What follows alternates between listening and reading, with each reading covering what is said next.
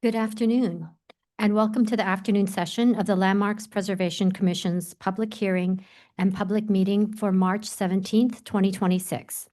We're resuming with public hearing item number 4, and I'll turn it over to our Director of Preservation, Corey Harala. All right, thank you. Public hearing item number 4 is LPC 26-07606, an application for a certificate of appropriateness in the Borough of Brooklyn, block 1164, lot 7504, 220 Park Place in the Prospect Heights Historic District.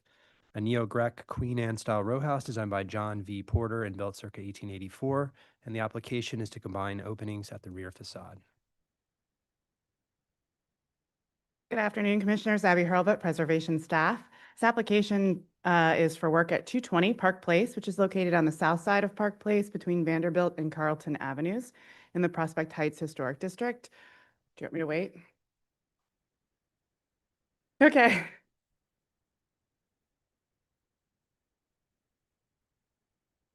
Got it. Okay. So the application before you is to combine two masonry openings at the top floor of the rear facade, as you can see here, and to install a sliding door in the enlarged opening. So here's what it looks like now. And just note, the modifications will not be visible from any public thoroughfare, and the building is not part of a contiguous row. So the proposed modification requires commission review because the work does not meet staff level rules, which would allow for the lowering of a sill at one of the top floor openings to accommodate a door. However, due to existing interior conditions, specifically the interior partition seen here behind the center window in this image, the applicants are requesting to reconfigure the window and door assembly to install a sliding door in this enlarged opening. If you have any questions, the applicant is here to answer them. And if you need any more context, here it is for you. Questions? Okay, Commissioners, do we have any questions? Okay. Noting that there's nobody in the room to speak on this item, I'm going to turn it over to Sullivan-Thompson for remote testimony. Those joining via Zoom who wish to speak, please raise your hand. Right, seeing none, I'll note for the record that Brooklyn Community Board 8 recommends approval. And we do have speaker Mary Schuford. I'll be promoting you to panelists, after which we ask you to unmute yourself, state your name for the record, and you'll have 2 minutes to speak.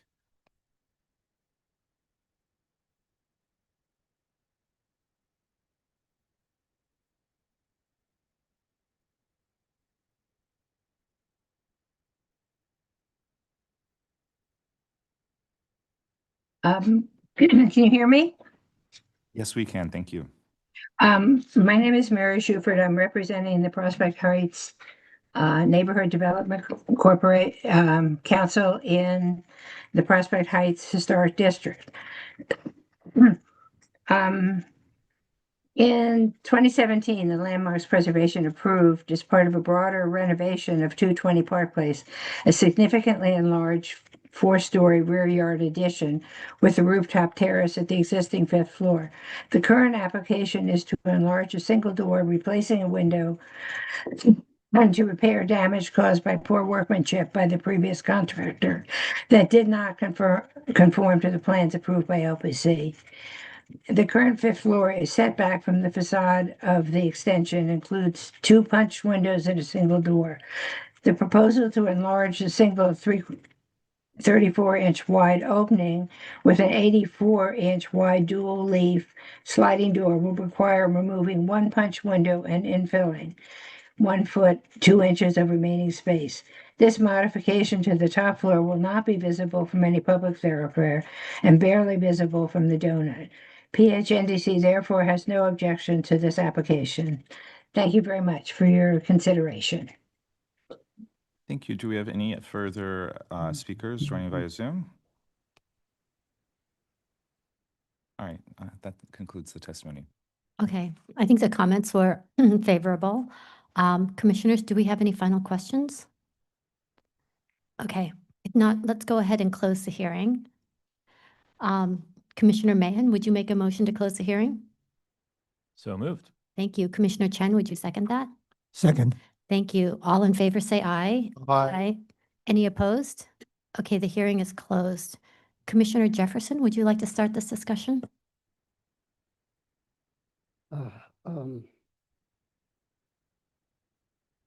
Appropriate.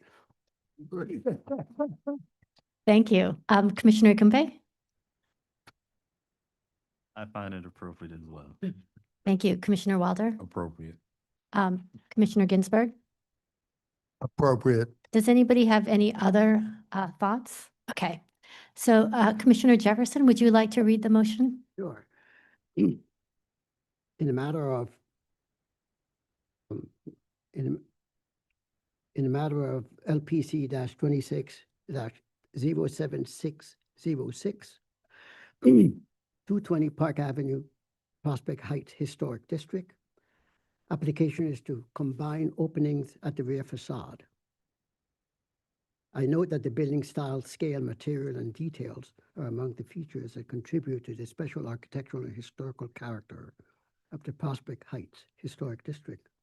I recommend approval, finding that the proposed work will not damage or eliminate any significant architectural features, that the modified window opening at the top floor of the rear facade will not be visible from any public thoroughfare, and installation of sliding doors within the opening will allow access to an existing rear extension roof terrace. As the house is not part of a row, therefore the change in the top floor fenestration pattern will not affect a unified row, and that the work will not detract from the special architectural or historical character of the building or the historic district. Thank you. Commissioner Kumbay, would you second that? Second. Thank you. And Corey, will you call the vote? Sure. Vice Chair Master, Aye. Commissioner Chen, Aye. Commissioner Chu. He may have left the meeting. Yes. Okay. Commissioner Ginsburg, Aye.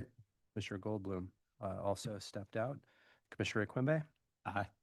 Commissioner Jefferson, Aye. Commissioner Mahan. Aye. Commissioner Wilder. Aye. Okay. I think with 7 in favor, none opposed, the motion is approved. Thank you. That's been approved. Congratulations. Let's move to the next item. Right. Next item is public hearing item number 5, LPC 25-12245, an application for a certificate of appropriateness in the Borough of Brooklyn, Block 6785, Lot 72, 1669 East 22nd Street, the Wyckoff-Bennett Homestead individual landmark. This is a Dutch colonial style farmhouse built circa 1766, and the application is to install porch railings, a curb cut, and a driveway.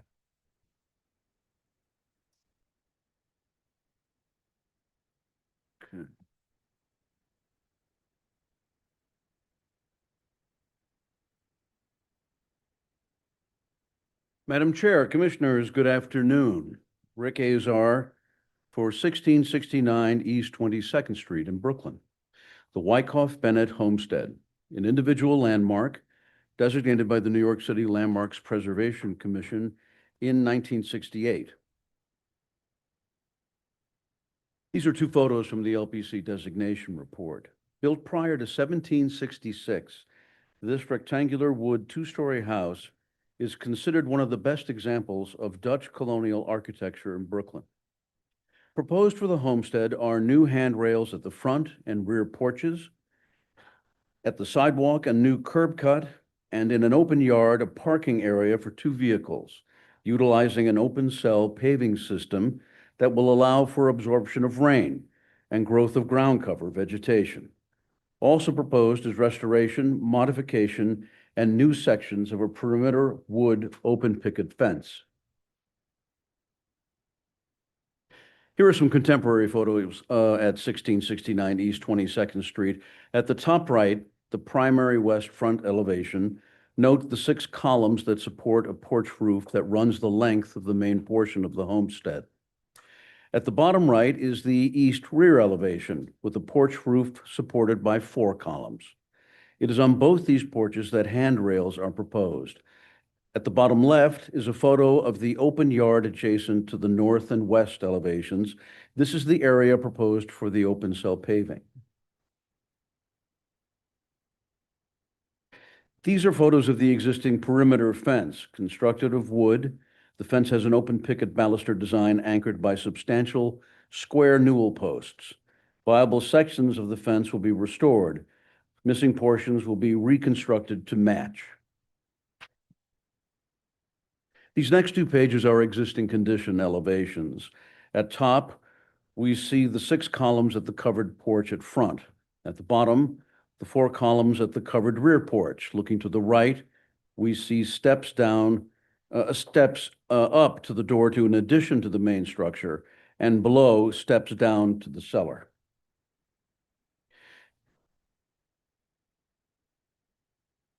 Okay. These are the south side and north side existing elevations. We can see the front and rear porches and the steps that lead to them. And here are the proposed elevations. At top, the proposed front elevation with handrails proposed for the space between the 6 columns and the steps. At the bottom of the page is the rear elevation with hand railings proposed for between the 4 columns and at the addition and cellar stairs.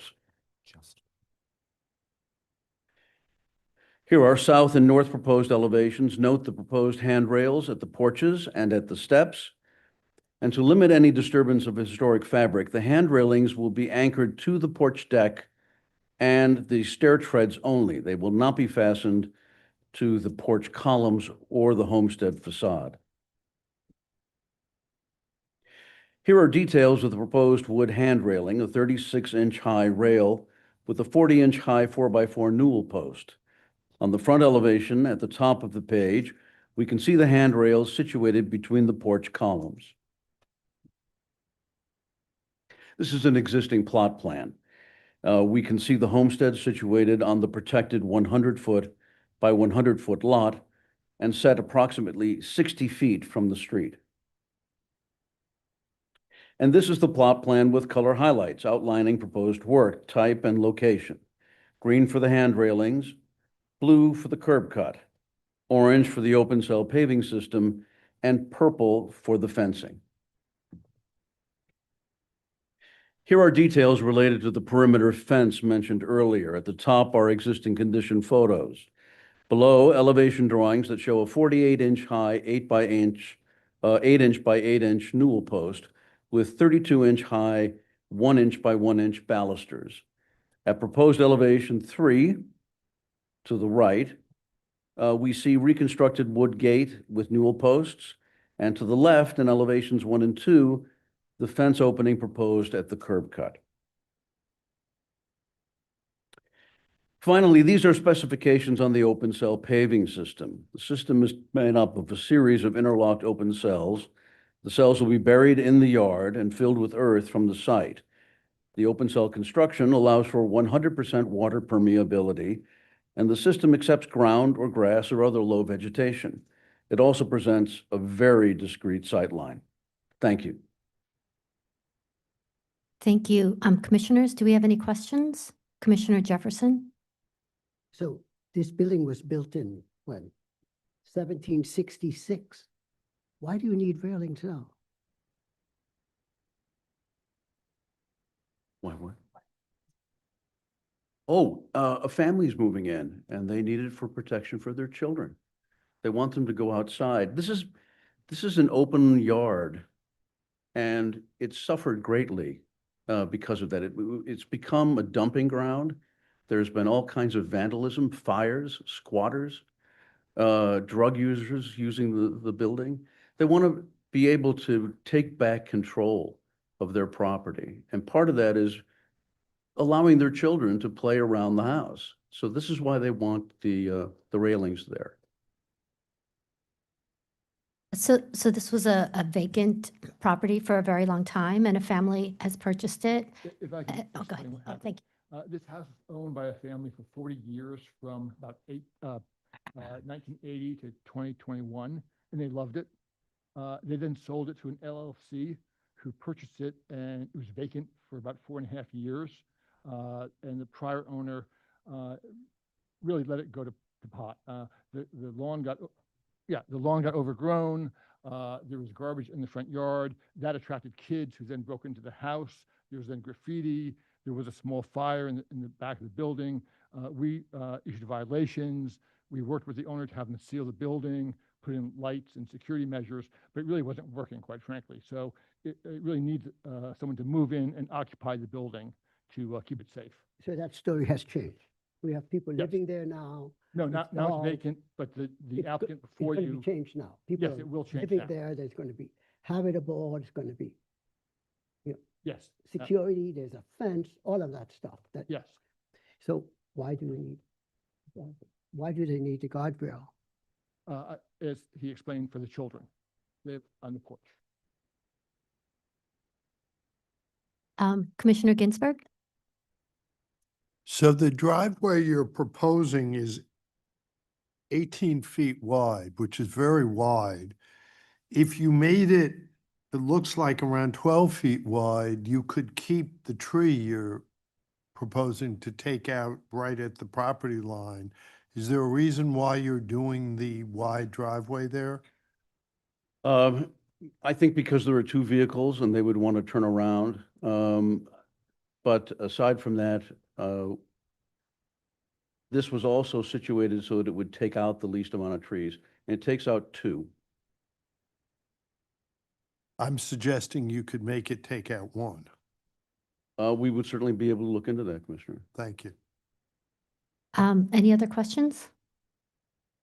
Okay, let's see if there's any public testimony. Is there anybody in the room who would like to speak on this item?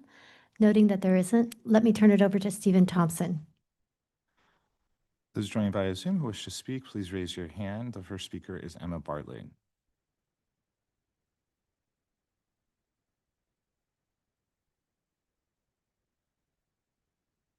Hello, my name is Emma Bartley, and I'm speaking on behalf of the Historic Districts Council.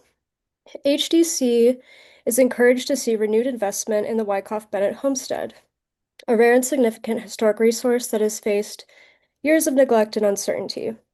Efforts to return the house to active use are welcome. That said, several aspects of the proposal raise concerns. The addition of the heavy porch railings would introduce a major visual change to a facade that historically did not feature them. Given that the porch height appears to exceed code requirements by only a very small margin, we encourage the applicant to explore grading adjustments or other alternatives that might eliminate the need for railings entirely. If railings prove unavoidable, they should be designed to be as minimal and visually unobtrusive as possible. We were also concerned about the scale of the proposed driveway and paved area. The proposal appears to introduce a substantial expansive hardscape. If grasscrete or similar paving systems are used, they should be properly planted and minimized in extent to preserve the rural character of this extraordinary site. Thank you.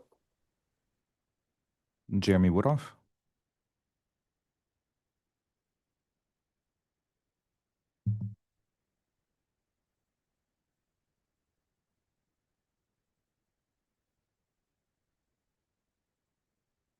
Good afternoon, Commissioners. Jeremy Woodhoff speaking for the Victorian Society, New York. We are glad to see that this Dutch colonial farmhouse is receiving care and attention, as it is such an important historic site that has been vacant and neglected for too long. The Wyckoff-Bennett Homestead is a National Historic Landmark and is part of the New York State Revolutionary War Heritage Trail, but sadly has not in recent years received the maintenance and care it deserves. That being said, we have two comments on the proposed plans. First, it appears that in the homestead's 250-year history, there have not historically been porch railings, and the proposed railings do not integrate well with the existing columns. According to the applicant's own measurement, if only 2 inches were added to the grade of the landscape below the front porch, there would be no code requirement for porch railings. We also note that there are only 3 risers up to the front porch, and it seems unlikely that this could exceed the 30-inch drop that triggers the railing requirement.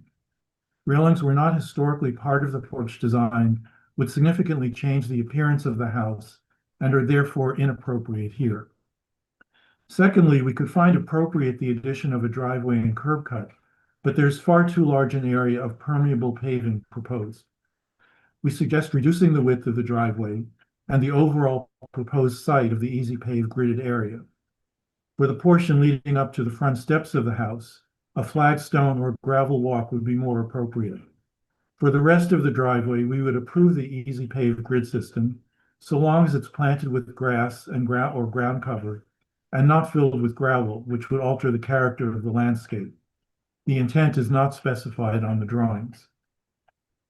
Again, we are happy to see a proposal to bring this house back into use, and glad at the prospect of appropriate work being done to preserve and improve this historic homestead. Thank you. Anyone else joining via Zoom who wishes to speak, please raise your hand. Seeing none, I'll note for the record that Brooklyn Community Board 15 recommends approval. Would the applicant like to respond to the comments?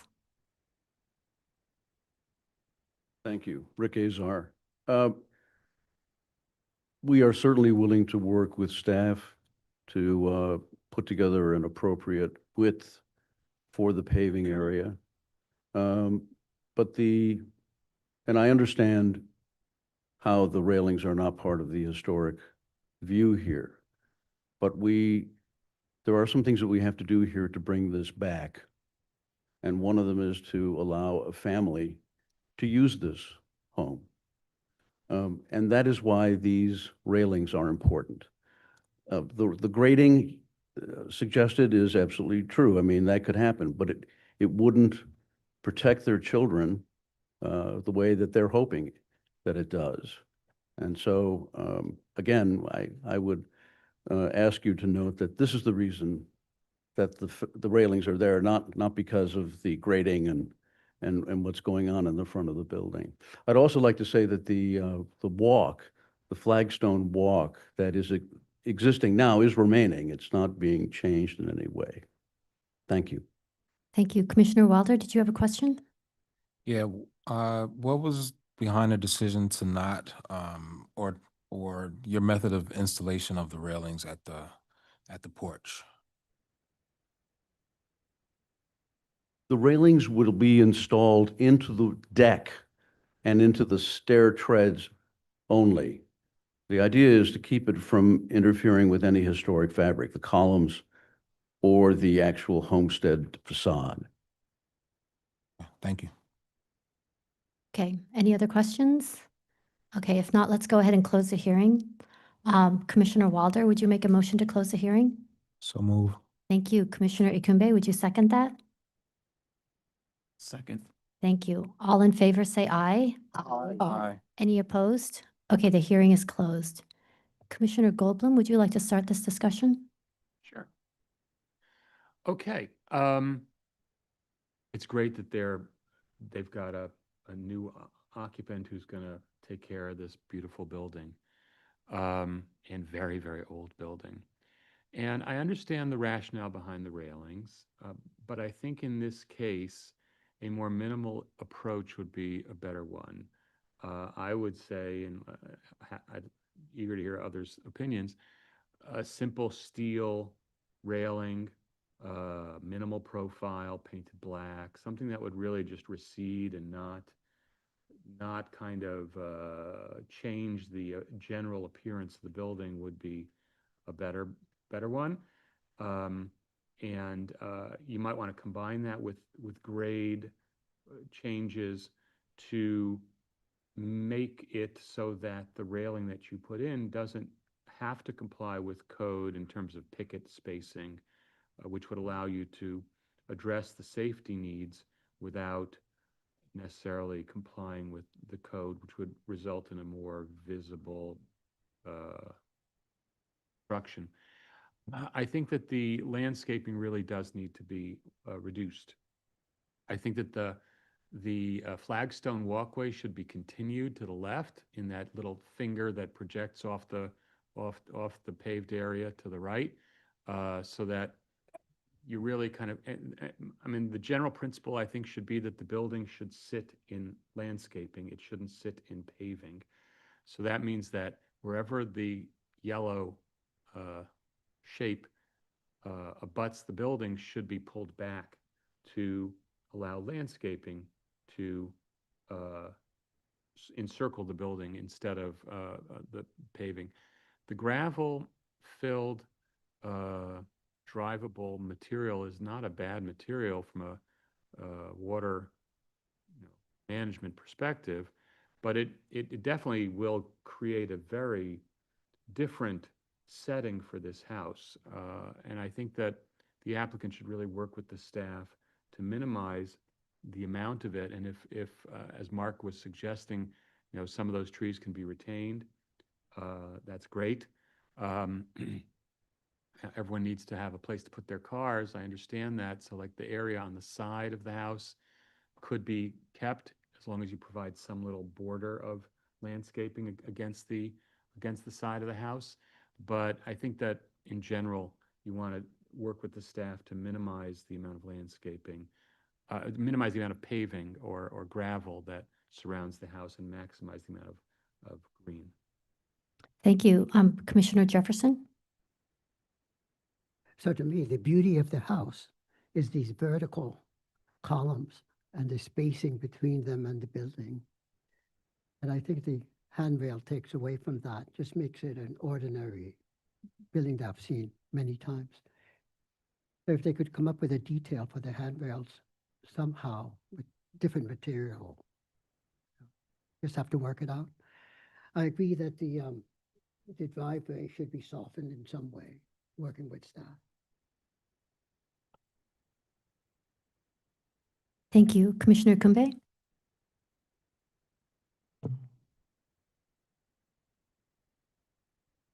I understand the need for safety, but what I'm finding, what is proposed, it's a little too fussy, and the addition of all the newel posts exacerbates that. So I agree that a simpler way to detail the railings of the porch should be looked at. And I'm also in agreement with the reduction of the site pavement. Thank you. Commissioner Wilder? Yeah, I agree with my fellow commissioners' comments. Thank you. Commissioner Ginsburg? I agree with my fellow commissioner comments. I would just add one thing. Instead of just visible gravel, there is something, I think it's called grass pave, where basically it allows grass to grow up between what's there to support the car. And if they could use that, at least in some of the driveway, it would help. And I think also pulling the turnaround away from the building, so as Commissioner Goldblum mentioned, there could be some planting there would be good. And then finding a really simple railing. And the idea of raising that 2 inches so you didn't have to meet the 5-inch or 4-inch ball rule, so there weren't as many verticals and so on would be good. And then just a very simple like metal fence with a top that just goes into the background as much as possible so that the applicant can meet their concerns about their children's safety, which I understand, while preserving the feel of the building. Thank you. Commissioner Mayen? I think I'm a little more open about the guardrail being proposed, given pretty unique conditions. Sure, a 200-year-old house didn't have guardrails historically, but we live in quite a different time, and I understand the desire quite well.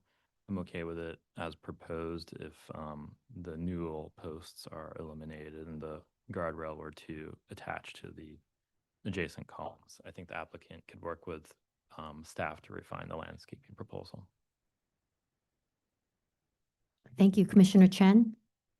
I'm in agreement with my fellow commissioners as well. I think especially softening the landscaping, the curvilinear treatment versus the rectilinear treatment should be worked on with the staff. Thank you. Yeah, maybe we should just get clarification on what's ultimately acceptable for the railing, since I think notwithstanding Commissioner Mahan's comments, no one else voiced support for the wood railing, either as proposed or, tying into the columns themselves rather than having the newels at either end. So if the consensus is still just doing a simple and as open as possible iron or steel sort of picket rail with simple top rails, we could clarify that now and vote on that. I guess we need to know if we have enough commissioners that want to see that specific approach. Yeah, if you could just specify if it's metal or wood. Commissioner Jefferson, the railings, the material.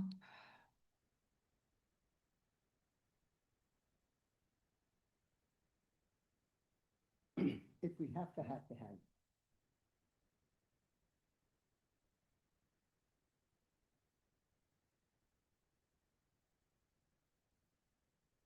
So deck mounted as is proposed, but with the iron or steel and minimal as possible. Yeah. Yeah. Okay. So iron or steel, metal. Yeah. Okay. Commissioner Kimbe?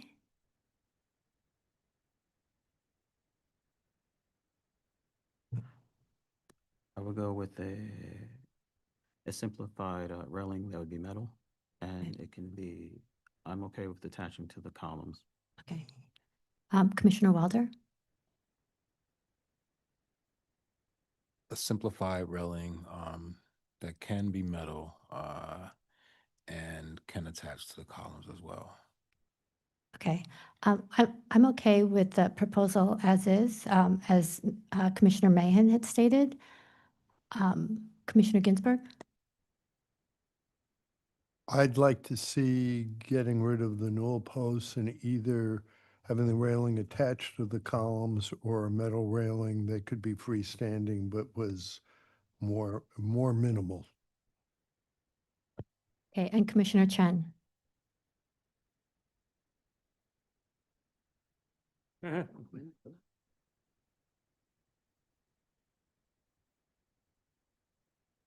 Yeah, look, I think the metal railing has it. There's more seem to be in support of that, but I the idea of simplifying it and making it as minimal and sort of see-through and visible as possible is what we'll work on with the applicant. Righty. Regarding 1669 East 22nd Street, the Wyckoff-Bennett Homestead, an individual landmark, the application is to install porch railings, a curb cut, and a driveway. I note that the building was moved to its present location prior to designation. I recommend approval with modifications, finding that the work will not damage or eliminate any significant architectural or site features. The building was relocated to the current site in the 1890s, therefore none of the site features are original to the building.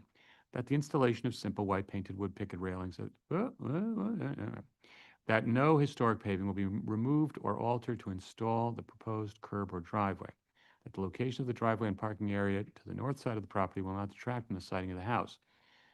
That the use of permeable plastic grids filled with gravel for the driveway paving material will reduce the amount of hardscape paving at the site.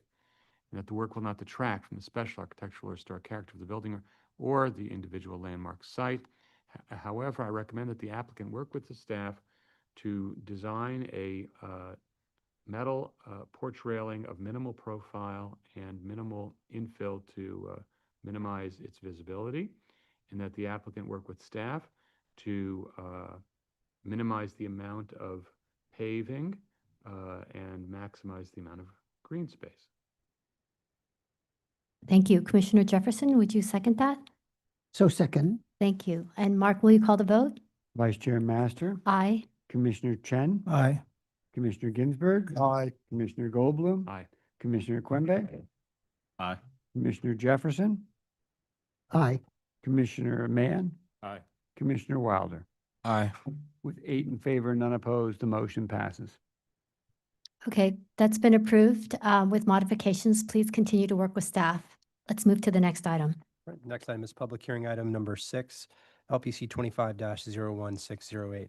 An application for a certificate of appropriateness in the Borough of Manhattan, Block 232, Lot 13, 125 Grand Street in the Soho Cast Iron Historic District. This is a federal-style dwelling built 1825 to 26, and the application is to construct a rooftop addition. Okay, Commissioners, the staff is going to present, but the applicant is in Zoom. Jennifer, if you could accept my promotion. Thank you. You may begin. Good afternoon, Commissioners. Ryan Zeke, Preservation Staff. This application to construct a one-story rooftop addition at 125 Grand Street is before you today under cumulative impact considerations. Our rules do not allow staff to approve a new occupiable rooftop addition if there's an existing rear yard addition, which you'll see is the case of this building. Otherwise, the proposed work would have been in line with our staff level rules. To orient you, the building is in the Soho-Cast Iron Historic District on Grand Street between Broadway and Crosby. A little under 30 years after it was built, we can see that there was a back building on the lot attached to the neighboring building to the east, 127 Grand, but separated from 125 Grand by a rear yard. And here we can see that rear yard has been filled in with this rear extension, which you can also see here at the first floor, which connects 125 Grand to the back building. Here are the existing conditions at the roof. And here are plans showing the proposed addition will be set back from the front and rear facades. Here's the volume and the proposed materials: a light gray stucco for cladding and light brown for multi-light windows and doors. And the overall dimensions of the addition and the setbacks. Here are the proposed front and rear elevations. Sections showing the proposed addition. And the addition was mocked up at the roof to show that there is no visibility at the primary facade. And as Abby noted, we are joined by one of the owners, Jennifer Oldfield, on Zoom, who can answer any questions you may have. Thank you. Commissioners, do we have any questions? Okay. Let's move to public testimony. Is there anybody in the room who would like to speak on this item? Noting that there isn't, I'm going to turn it over to Sullivan-Thompson for remote testimony. Those joining via Zoom who wish to speak, please raise your hand.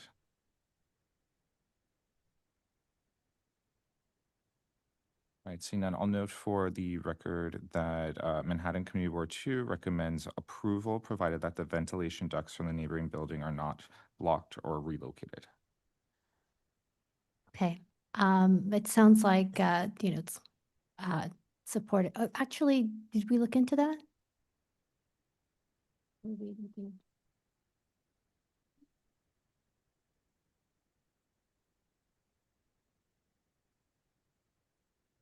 Well, in similar situations where there's concern about a neighboring property's flues or ducts or vent, it's one of those conditions at a lot line where the two owners more or less have to work together. And we are used to those and can work with both parties to ensure that there's a solution. But sometimes that does mean having to raise flues along with the addition.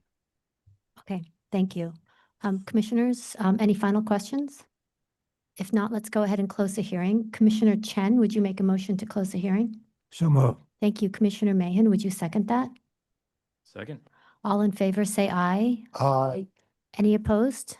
Okay, the hearing is closed. Commissioner Wilder, would you like to start this discussion?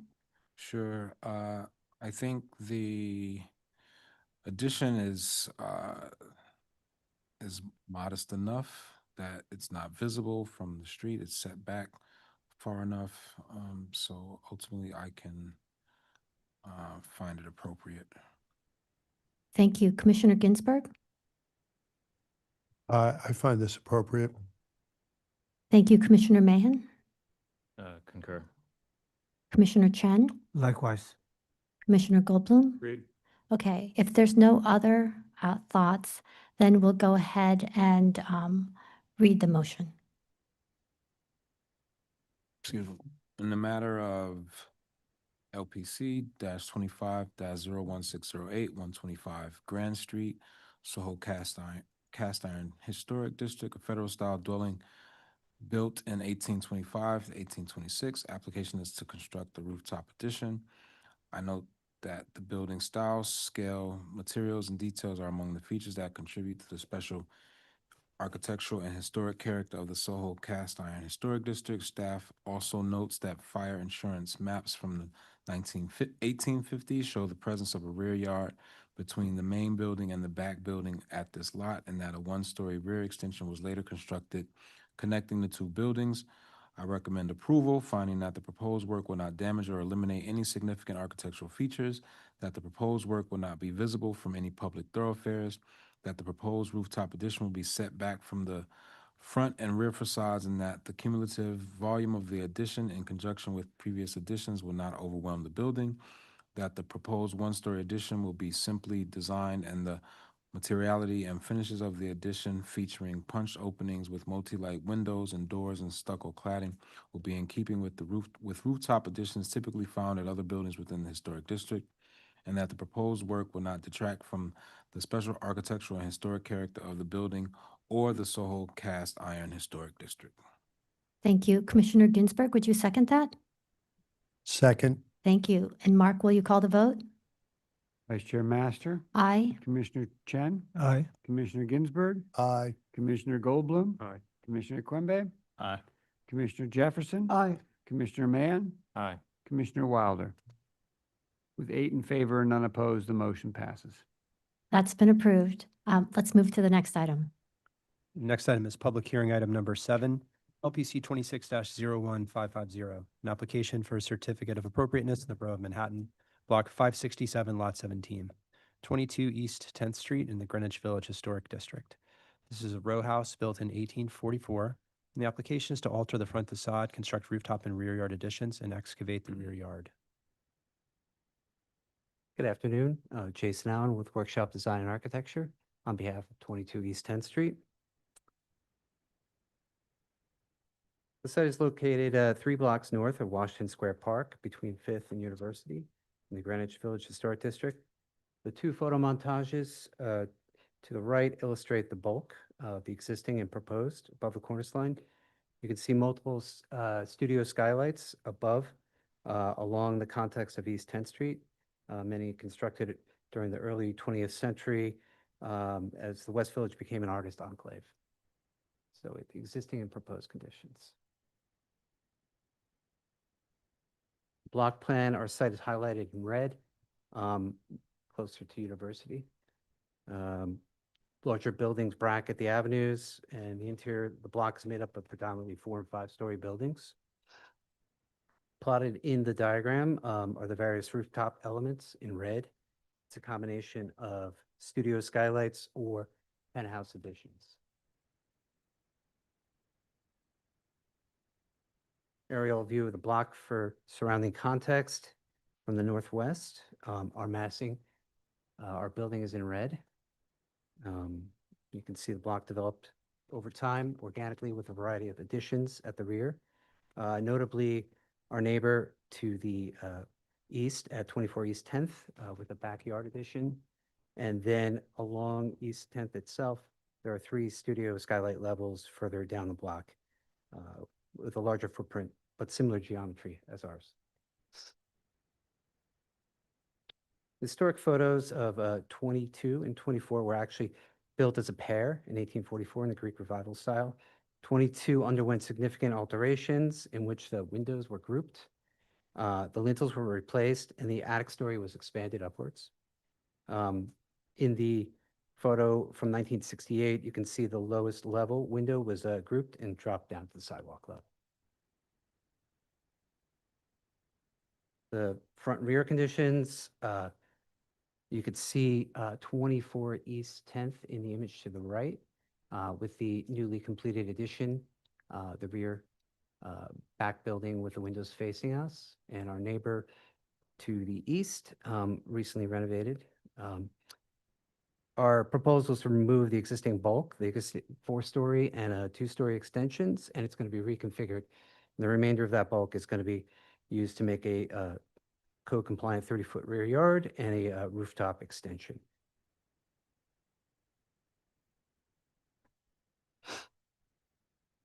Front elevations of the existing and proposed.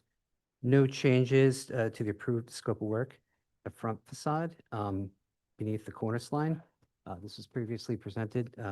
Stephen Harris had a proposal for this in 2022.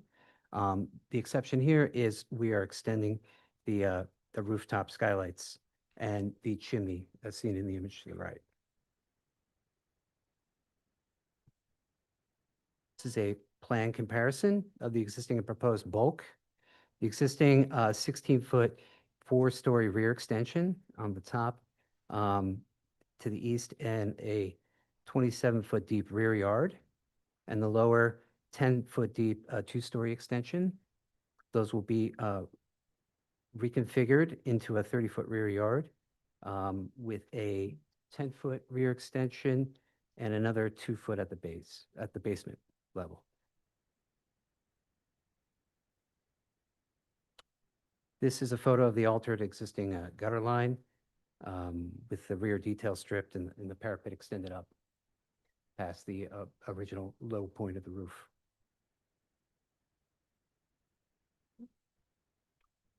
Rendered facade of the existing condition on the left and the Harris proposal from 2022. Comparison. And our updated proposal of the back, simple red brick, combination of group and punch windows, decorative ironwork located at the rear windows and terraces, complementary red brick masonry, totally similar to the two buildings on the east and west of us. On the top, you can see the zinc-clad penthouse setback.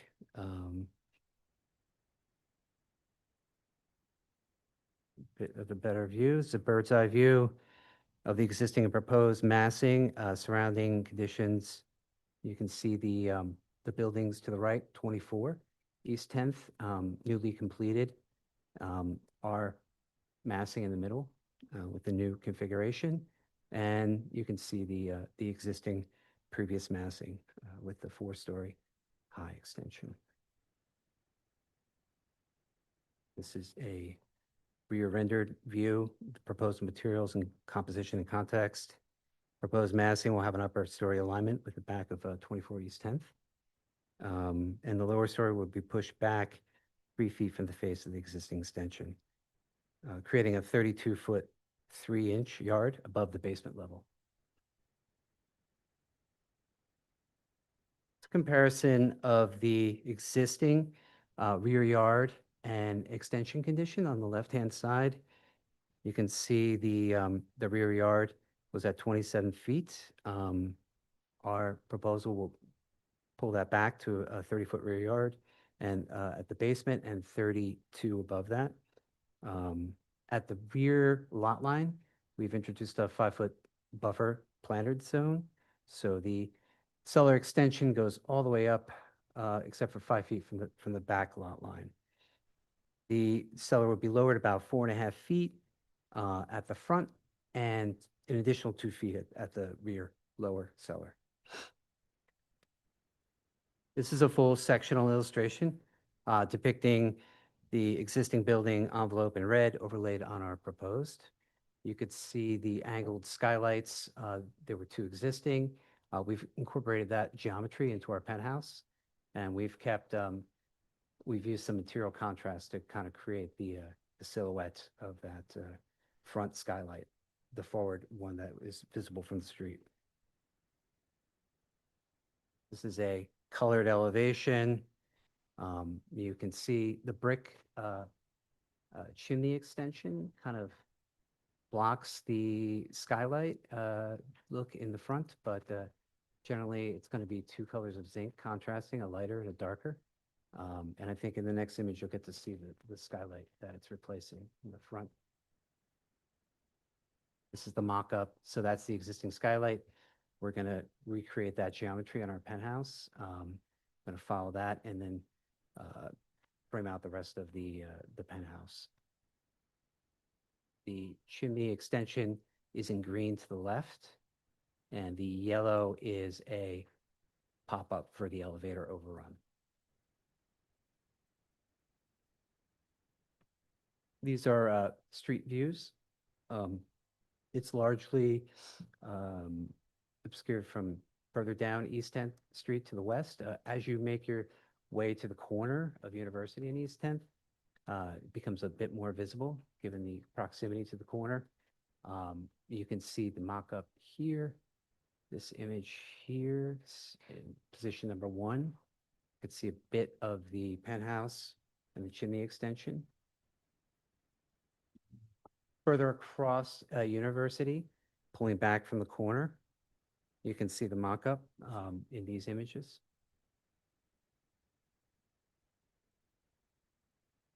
This is a comparison of the mock-up with a color version of it with the zinc clad panels, again, across from University Place. You can see the design of the brick chimney extension obscures a bit of the penthouse itself, and then the zinc clad material behind it. Close up.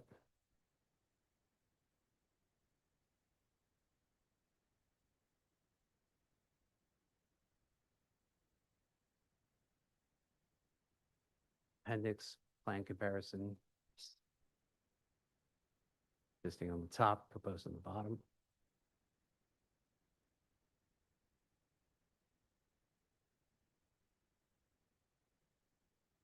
And here's the penthouse with the skylight footprints.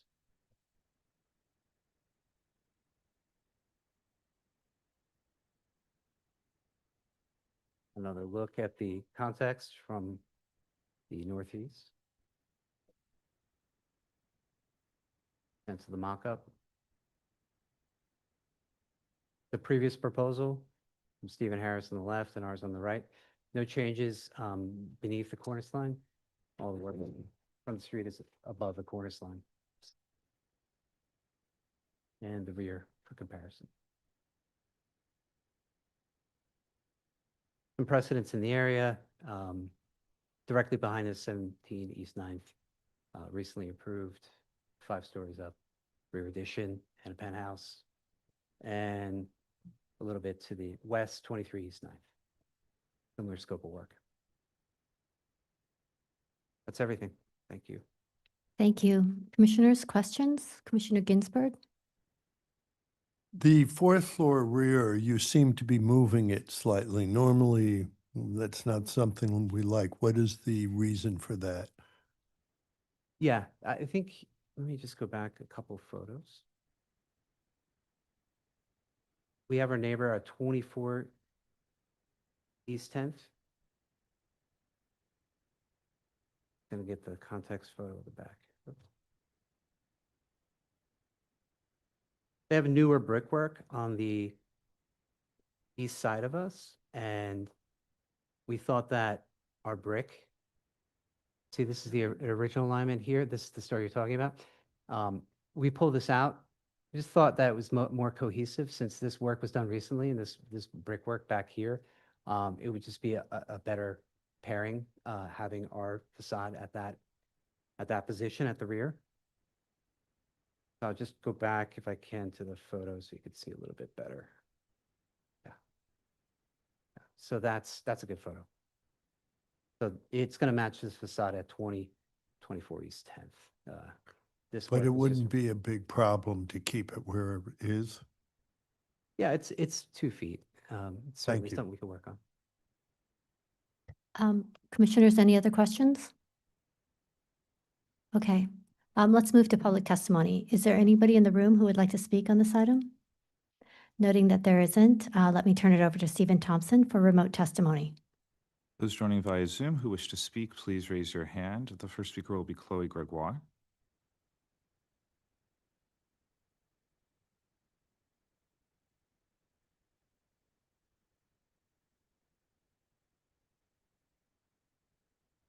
Good day, Commissioners. My name is Chloe Gregoire, and I'm speaking on behalf of Village Preservation. Thank you for the opportunity to testify. Village Preservation finds the proposed rooftop addition to be too visible over the side facade. Its impact should be minimized. We also question whether it should be more appropriate to rebuild the top floor of the rear facade in its existing historic plane to remain in alignment with the house to the west, rather than being bumped out to meet the newer facade of its eastern neighbor. Finally, we encourage the Commission to require a reduction in excavation scope and ask that an enhanced engineering review be undertaken to ensure the safety of this building and row during the course of excavation. Thank you. Jeremy Woodhoff.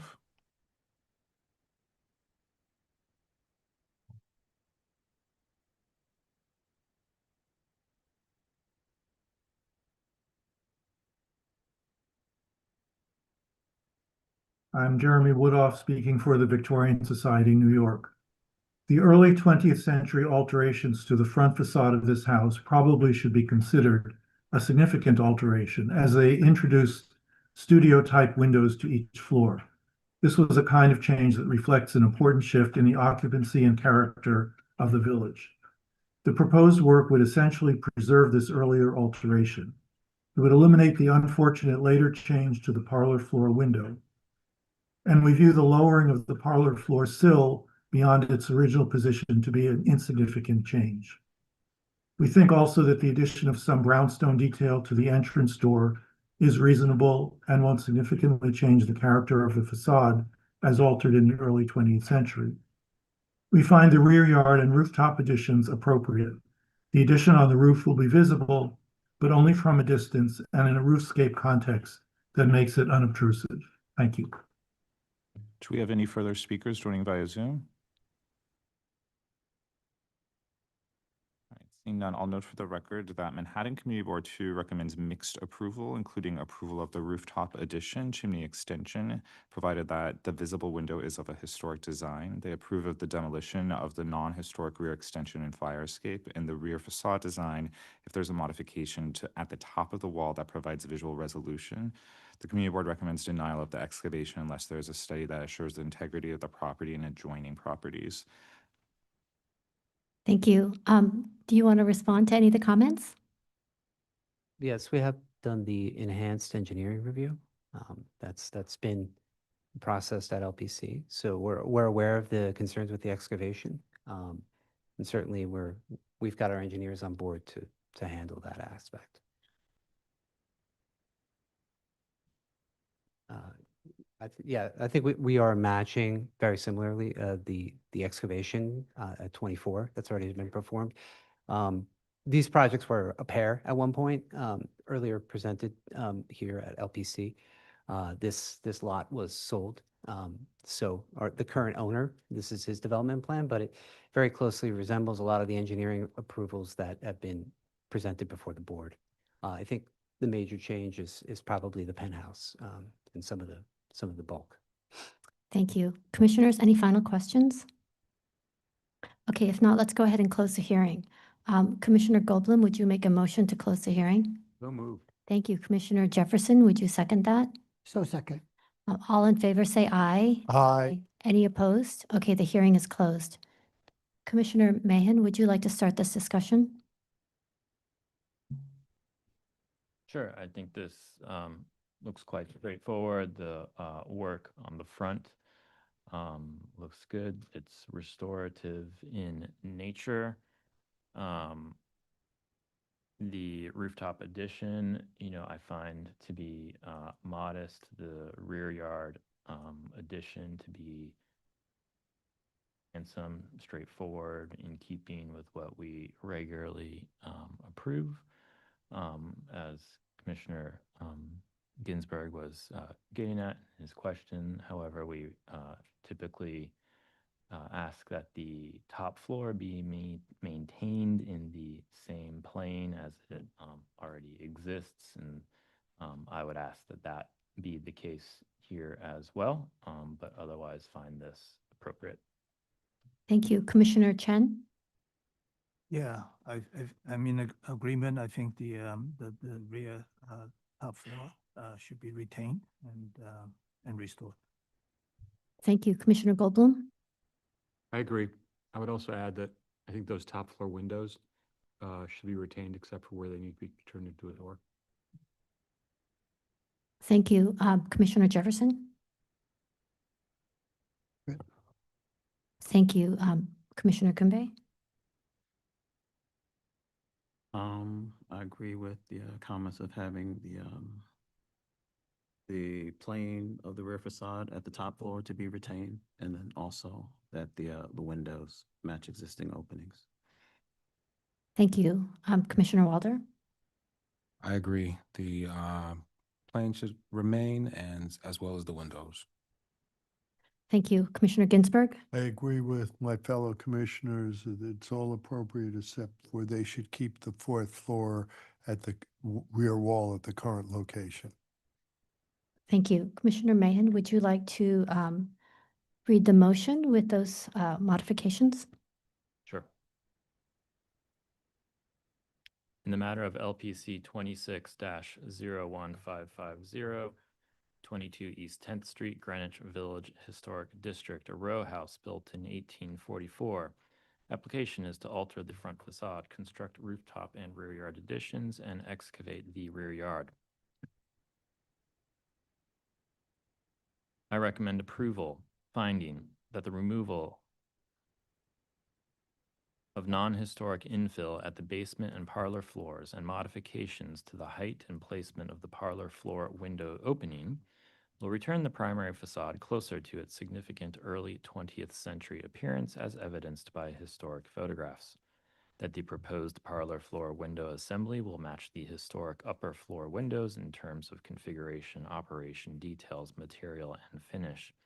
That the proposed wood-paneled double-leaf door with glazed transom will be in keeping with doors typically found at row houses of a similar age and style within this historic district.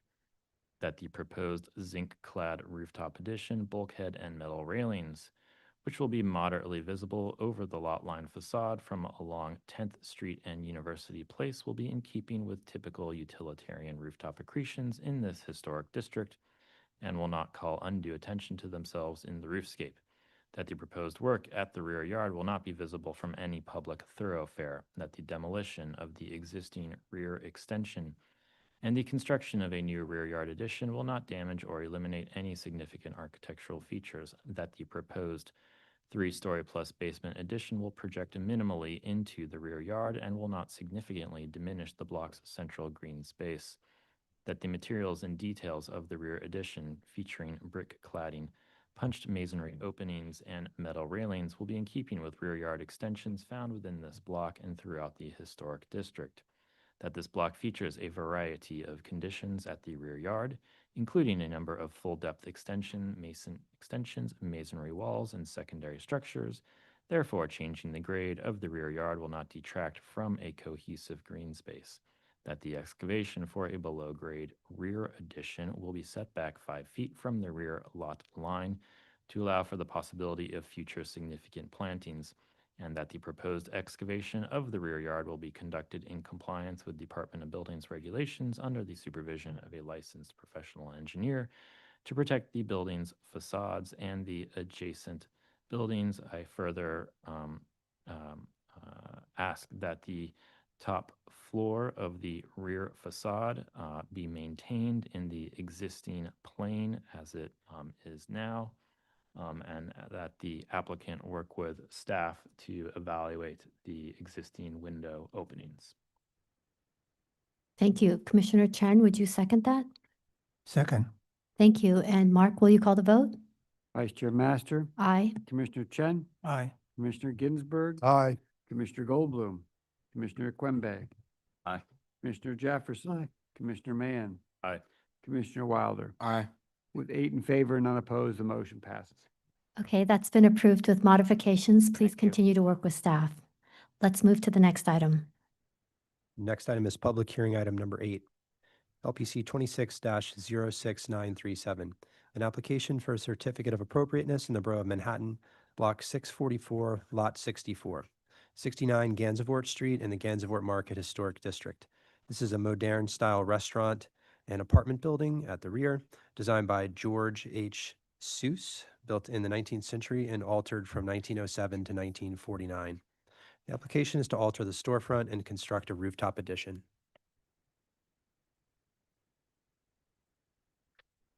Hello, my name's David Bukovi. I'm an architect from David Bukovi Architects, and I'm here to present a proposed vertical enlargement and horizontal enlargement to an existing second floor of a 1-story, well, 2-story building in the Gansevoort Market Historic District. The building is well known for being Florent Morellet's eponymous restaurant, Florent, which was there from 1985 to 2008, and has had a few kind of identities afterwards. It was converted to retail afterwards, and is right now vacant but has been purchased, and the current owner wants to renovate and add to the building.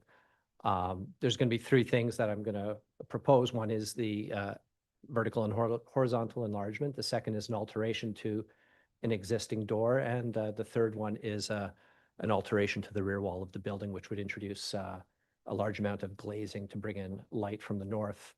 So this is the historic district with the site on the left, and on the right, it's the existing facade right now taken this winter. Just a contextual bird's eye view of the site and the environment.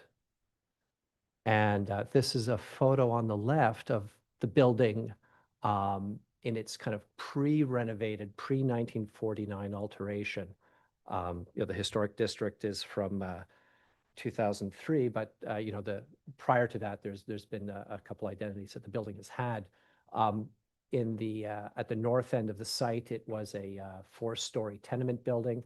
At the south end, with the storefront, it was a 3-story wood building, and that's what you see on the left. It had a couple retail identities over the 150 years, but then landed on the Florent restaurant, modern facade seen when the historic district was created. That's a photo on the lower right from the designation, and the Sanborn map on the upper portion. This is a photograph on the left of the existing rear wall of the building. There's a tiny triangular rear yard. The photo on the upper right is a photo taken on the roof looking north, and on the lower right, the existing facade contextually with, by the way, just noting a recently approved landmarks billboard on the east facade of the neighboring building. We are proposing this alteration with the knowledge that in the past there was this R&L lunch restaurant that existed as a kind of a modern facade, kind of a late modern facade. They created it in 1949. And a photograph from when it was kind of Florent in the 1980s, kind of another 1990s shot. You can see the doors had a couple identities, and on the right there is a photograph of Florent as well. On the left is the existing facade, and on the right is the proposed alteration to the modern facade with a door, an active door that leads to the second floor, being altered to be a fixed window. Our interior renovation would not require that second door. The proposed use, by the way, is continued to be retail. The owner wants to turn it into a vinyl record store with offices of that enterprise on the second level. And this is the proposed addition that was approved in 2023. There was a certificate of appropriateness approved for a second floor addition, a little smaller than ours, and also a different conceptual approach. This one used the kind of the modern identity to create or establish its second floor facade. Some images of the existing rear of the building and a section through the facade, through the building. And here are some contextual photos of the neighborhood, with starting on the far right, a 3-story addition that was made to a 2-story building using a historically established language from the district, with a slight differentiation, so you could read the difference. The middle image is of a radically different kind of upper floor addition, a very modern and contrasting look.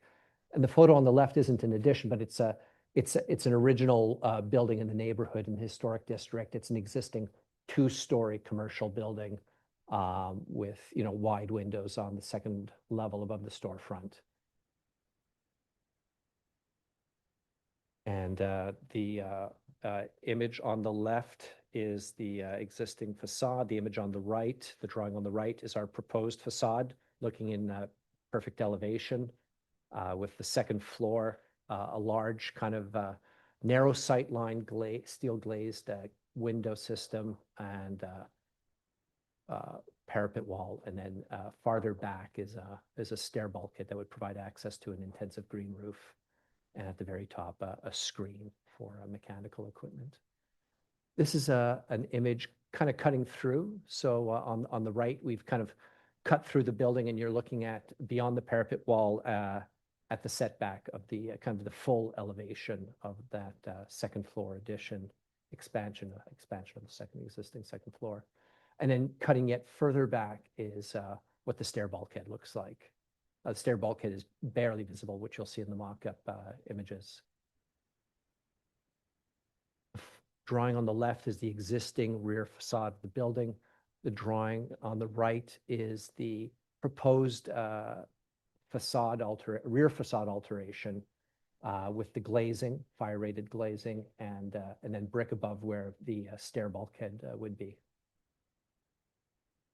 And this is a section through the existing building with the existing second floor. This is a section through our proposed vertical and horizontal enlargement. We want to have an intensive green roof on the roof. So much in the same way the High Line has tall grasses and plants, this would have a soil thickness that could accommodate that, and access provided via the bulkhead.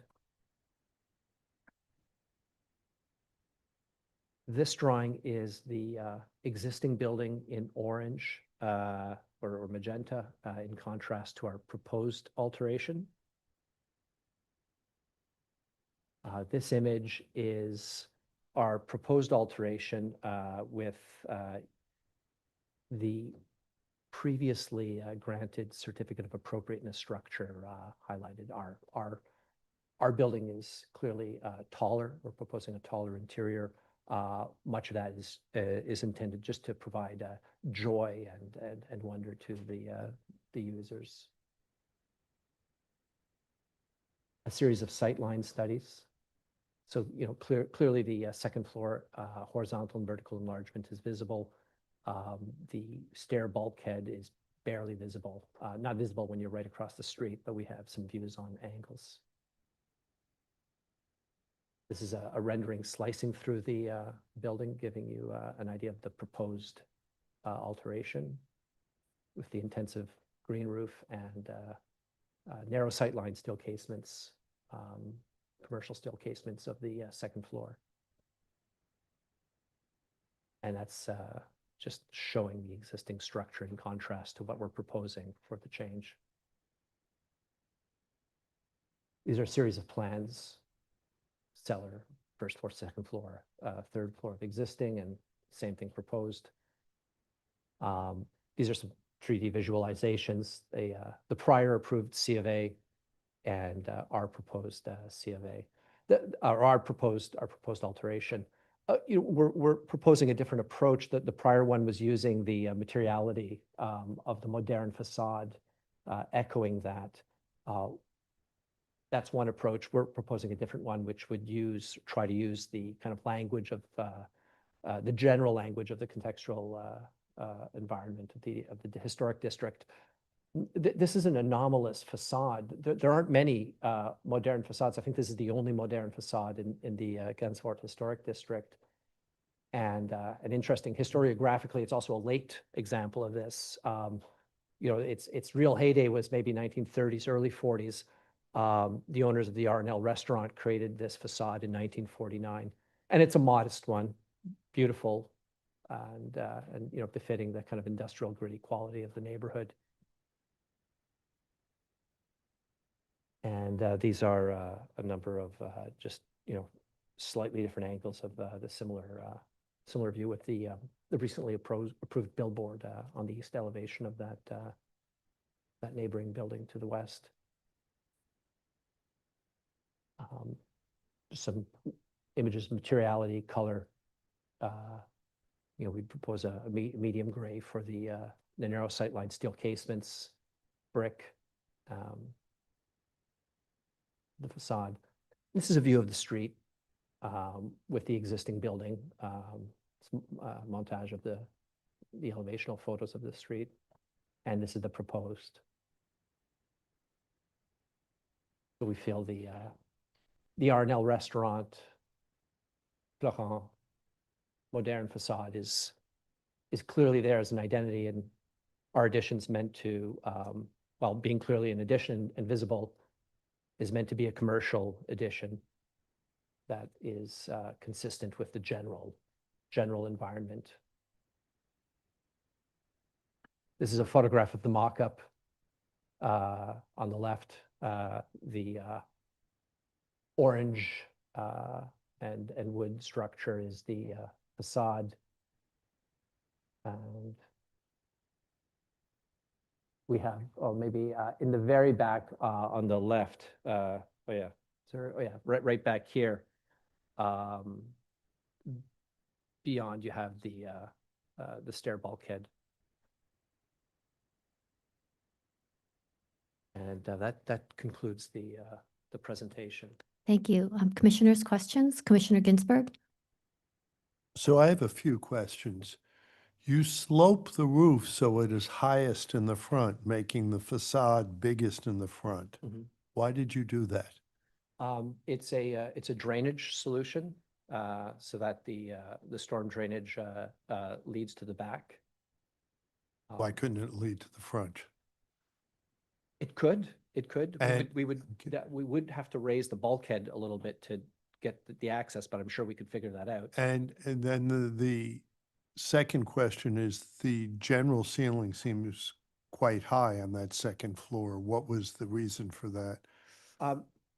Our client is investing money in his renovation. He's trying to make a beautiful place. The idea is to have a grand interior for the office. He will be working there. And so it's, instead of the existing or the previously proposed C of A floor to ceiling height, which was 8'4", 8'6", this would be 12 feet. I recognize that's tall, but it as I said, it's just simply to provide joy to the people. in the Finally, interior. the stair bulkhead seems very big for just a stair. It really is. It is just a stair. It has two toilets in it. So the toilets for the office are provided on that level. The idea is to kind of maximize the usable area. I just go back to the plan. I can show you.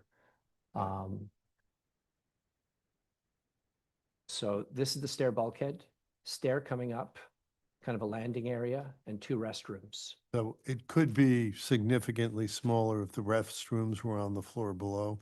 It could be, yeah. Right. But we felt that since it's not really that visible anyways, we weren't losing anything. Zoning allows it, so. Of course, thank you. Any other questions? Commissioner Mayan? In some of the renderings, there were some large plants hanging over the front. Is that the intention, and is there a planter or something like that accommodating those? You described the rooftop planting as grasses. Exactly. Yeah, there's no planters per se. If there's any kind of taller plants, we would try to mound the earth. So I really think that's more of a rendering flourish. We're working with a landscape designer right now, and really the intention is something that's using the kind of plant varieties that were used by Piet Adolf and the landscape architects for the High Line to work in that mode. Thank you. Commissioner Wilder? Yeah, I'm just curious as how the space will function on the existing storefront. You're removing the door, which could be a separate entrance for the use above. So are you saying that both spaces is going to be used by the same okay. There's no separate tenant. Gotcha. It's office space for the record store down below. Gotcha. Okay. Vinyl record store. Thank you. Okay. Any other questions? Okay, let's move to public testimony. Would We have somebody who would like to speak on this item. Please come forward and state your name.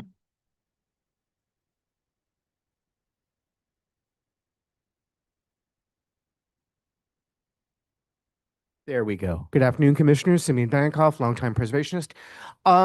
It's very unfortunate that there is an existing C of A on this building, which is, I didn't testify against back in 2023, and I'm kicking myself about that.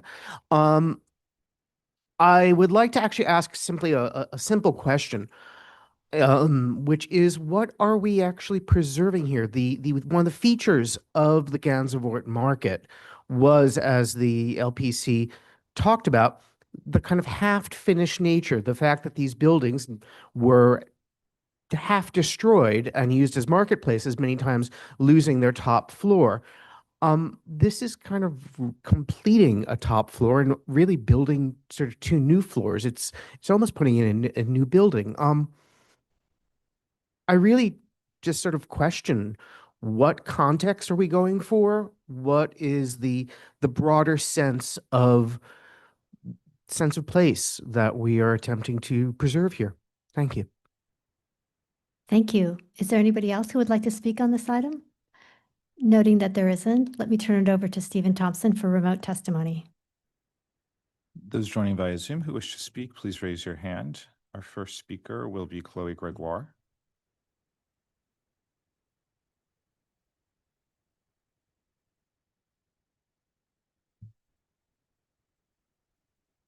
Good day, Commissioners. My name is Chloe Gregoire, and I'm speaking on behalf of Village Preservation. Thank you for the opportunity to testify. We agree with Community Board 2's resolution that this proposal is totally unsuitable to the building and historic district. The building was altered to its current height in 1949 with a modern facade.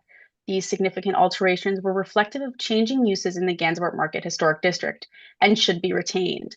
The designation report specifically calls out these unique conversions of taller buildings to accommodate market and commercial uses as a character-defining feature of the district, and one for which it was designated.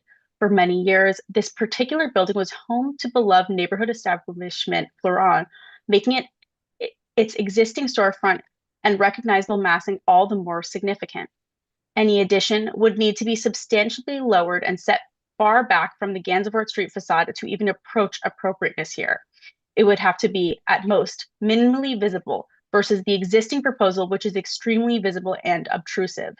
In 2023, the Commission pushed back against a proposed 3-story addition here, requiring that the applicants reduce its proposal to 1 story. We urge you not to give leeway for a taller, more intrusive addition today. Thank you. Janelle Spence.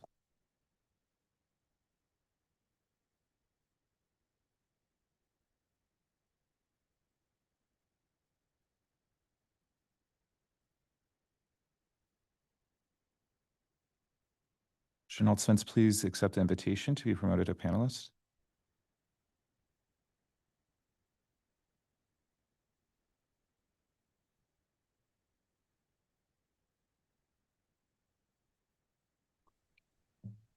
This building for the neighborhood, excuse me, I'm Chenault Spence, Chair of the Community Board 2 Landmarks Committee. The residents of the neighborhood, and indeed the larger city, might regard this as a historic landmark from its time as the Florent restaurant, which was significant in the changes that have come along since to this area. We're asking denial of the application as inappropriate in several instances. The building is cited in the designation report for the district as an example of buildings shortened to 1 story with the historic development of the district for market use. The rooftop addition can only be regarded as an added story without meaningful setback, nearly completely visible, and of a design without any historic reference.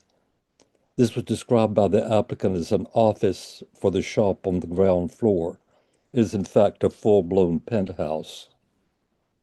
The front windows and the overly large rear window serve only to amplify the inappropriateness of the structure. The visibility is beyond any standard in the district, especially for lower buildings. We urge denial of the application. Thank you. Thank you. Do we have any further remote participants seeking to speak?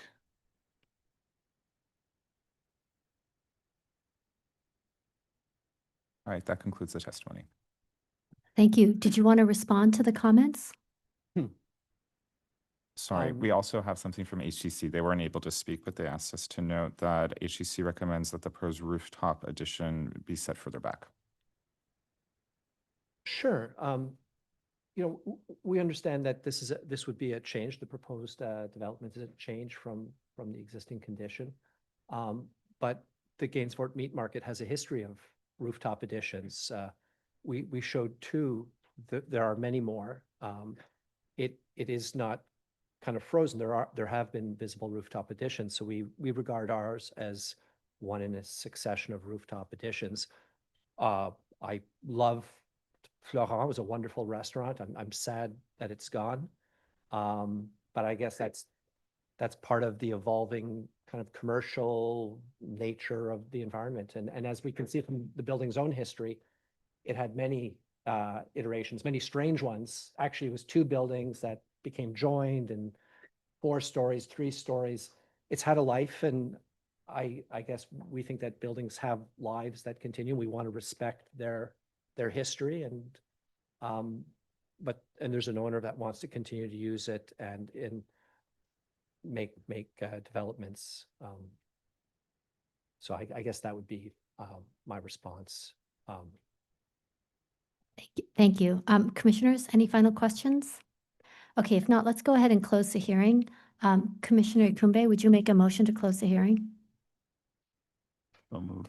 Thank you. Commissioner Walter, would you second that? Second. Thank you. All in favor say aye. Aye. Any opposed? Okay, the hearing is closed. Commissioner Goldblum, would you like to start this discussion? Bet. Okay, this is a real interesting little application to my mind. Stealing Everardo's refrain, I would say every building tells a story, and if I don't read the text that the applicant gives me, the story that I read when I look at this building is, I have a 1950s, 1960s kind of 1940s, whatever it was, the date of the aluminum decapitation and rebranding. And behind it is an older building that approaches the scale of much older buildings in the district, yet not at the plane of those older buildings, set back significantly. And as a story, that's a very peculiar story for this district. I don't think that there are a lot of cases of that kind of story being told, where you recreate a historical building in a non-historical relationship to the street wall. I mean, I guess if it had been wood clapboard and really posing as a real federal period antique, that might have made a certain sense, but it's not. It's kind of this historicist, older looking, older referring. It doesn't, older buildings generally didn't look like this, but this is signaling to an older style that's kind of a generic back of townhouse style that we might see here. It just seems very anomalous. I think that the difference between this and the previously approved scheme is that the previously approved scheme, irrespective of its material, its scale and relationship of mass to the storefront was subsidiary, and it allowed for the reading that Simeon referred to, which is the decapitated buildings as kind of creating this textured, layered history of the district. I don't think anyone would mistake the image on the left for an 1890s tenement or a 1840s federal townhouse or any other period. It belongs to and is deferent to the modern version that you see at the storefront. The image on the right is very much creating its own thing, and that thing is a historicist thing. So for me, it's kind of, it feels wrong in the district.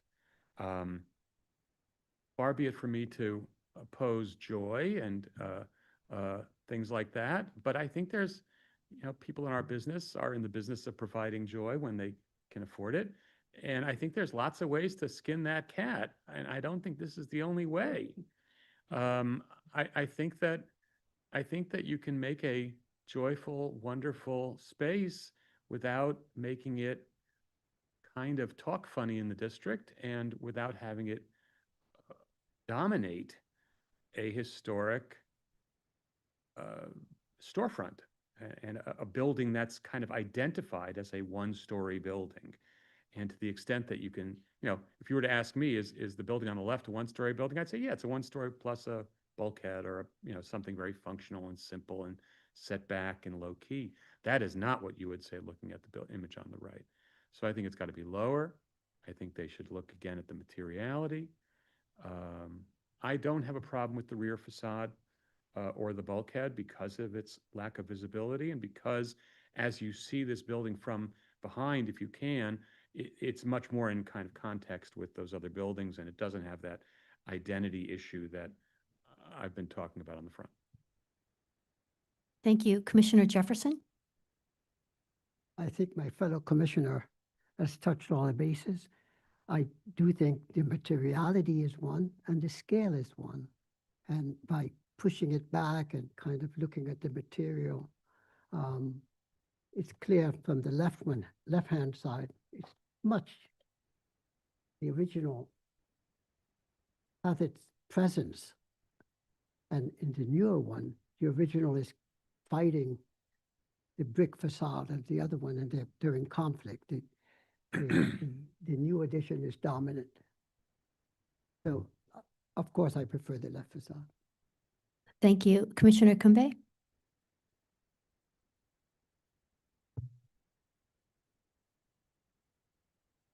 Overall, I find the second story to this landmark to be excessive. It's extremely too tall, and it's extremely too visible from the street. It completely changes the identity of what the existing building is, and it also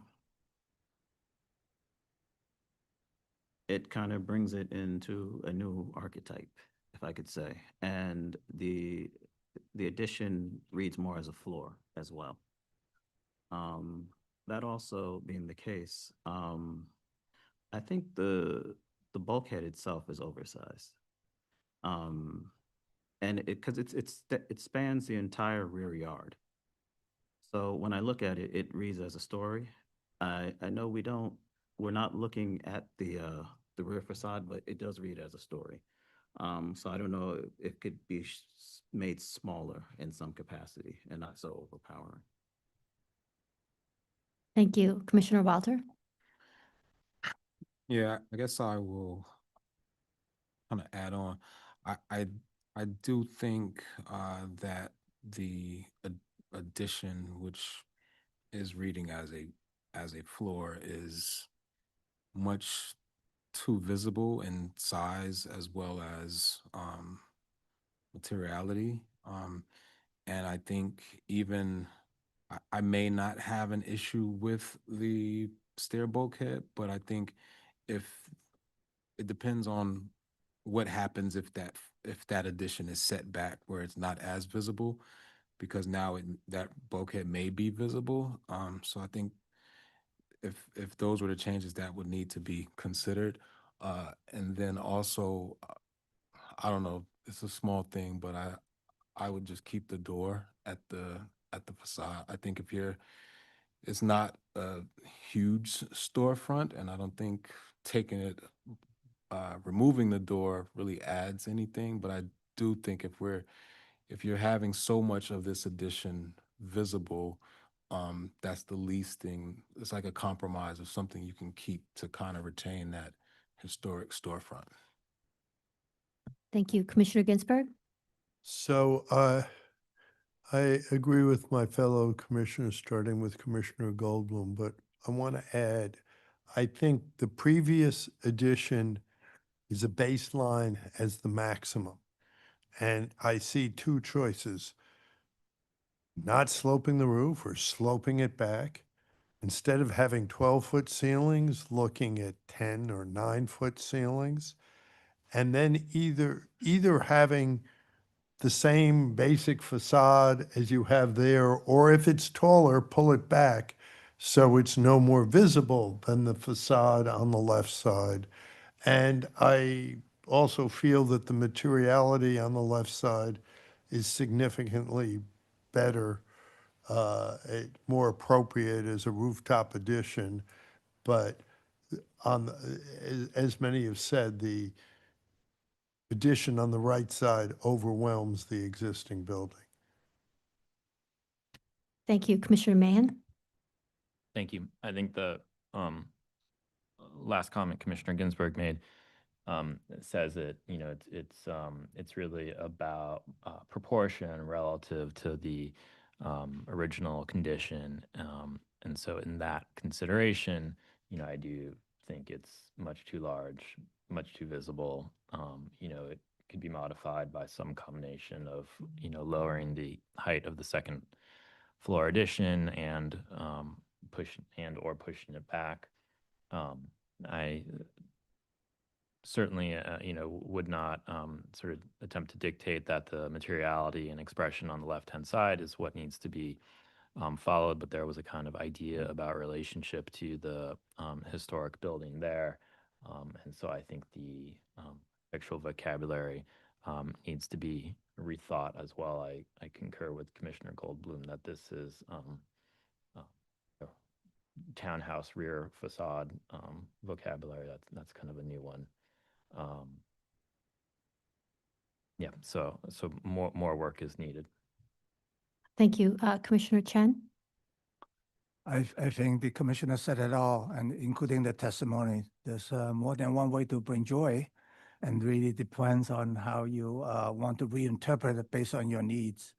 And so I think that, you know, as they were speaking, I was thinking about what would this building originally look like? It was probably a 3-story structure, as illustrated. And so whether a 3-story structure with a different interpretation, maybe with inside with double high ceiling, is that an option? I mean, obviously, that's just wild imagination on my part. But I'm certainly not going to dictate what are the options, because there's multiple ways to do this. So look forward to seeing you. Okay, it looks like we're going to take no action today and bring you back. I think that the commissioners found that the addition was too big. It was overwhelming. So perhaps either reducing the height, pushing it back, slanting it, and then reviewing the materiality. Perhaps you can work with staff and we'll have you back. Thank you. Let's move to the next item. And next item is public hearing item number 9, LPC 26-06706. An application for a certificate of appropriateness in the Borough of Manhattan, Block 544, Lot 72, 27 East 4th Street in the NoHo Historic District Extension. This is a garage and repair shop designed by Herman Krohn and built in 1945 to 46, and the application is to demolish the existing building and construct a new building. Hello, Commissioners and Landmark staff. Thank you for hearing this application today. My name is Jackie Puduvallen, JPD Preservation Consulting. I'm here today with the architect, Jordan Rogov of DXA Studio, and the structural engineer, Carl Rubenacher of GMS, who will be addressing the mitigation of construction impact on neighboring buildings.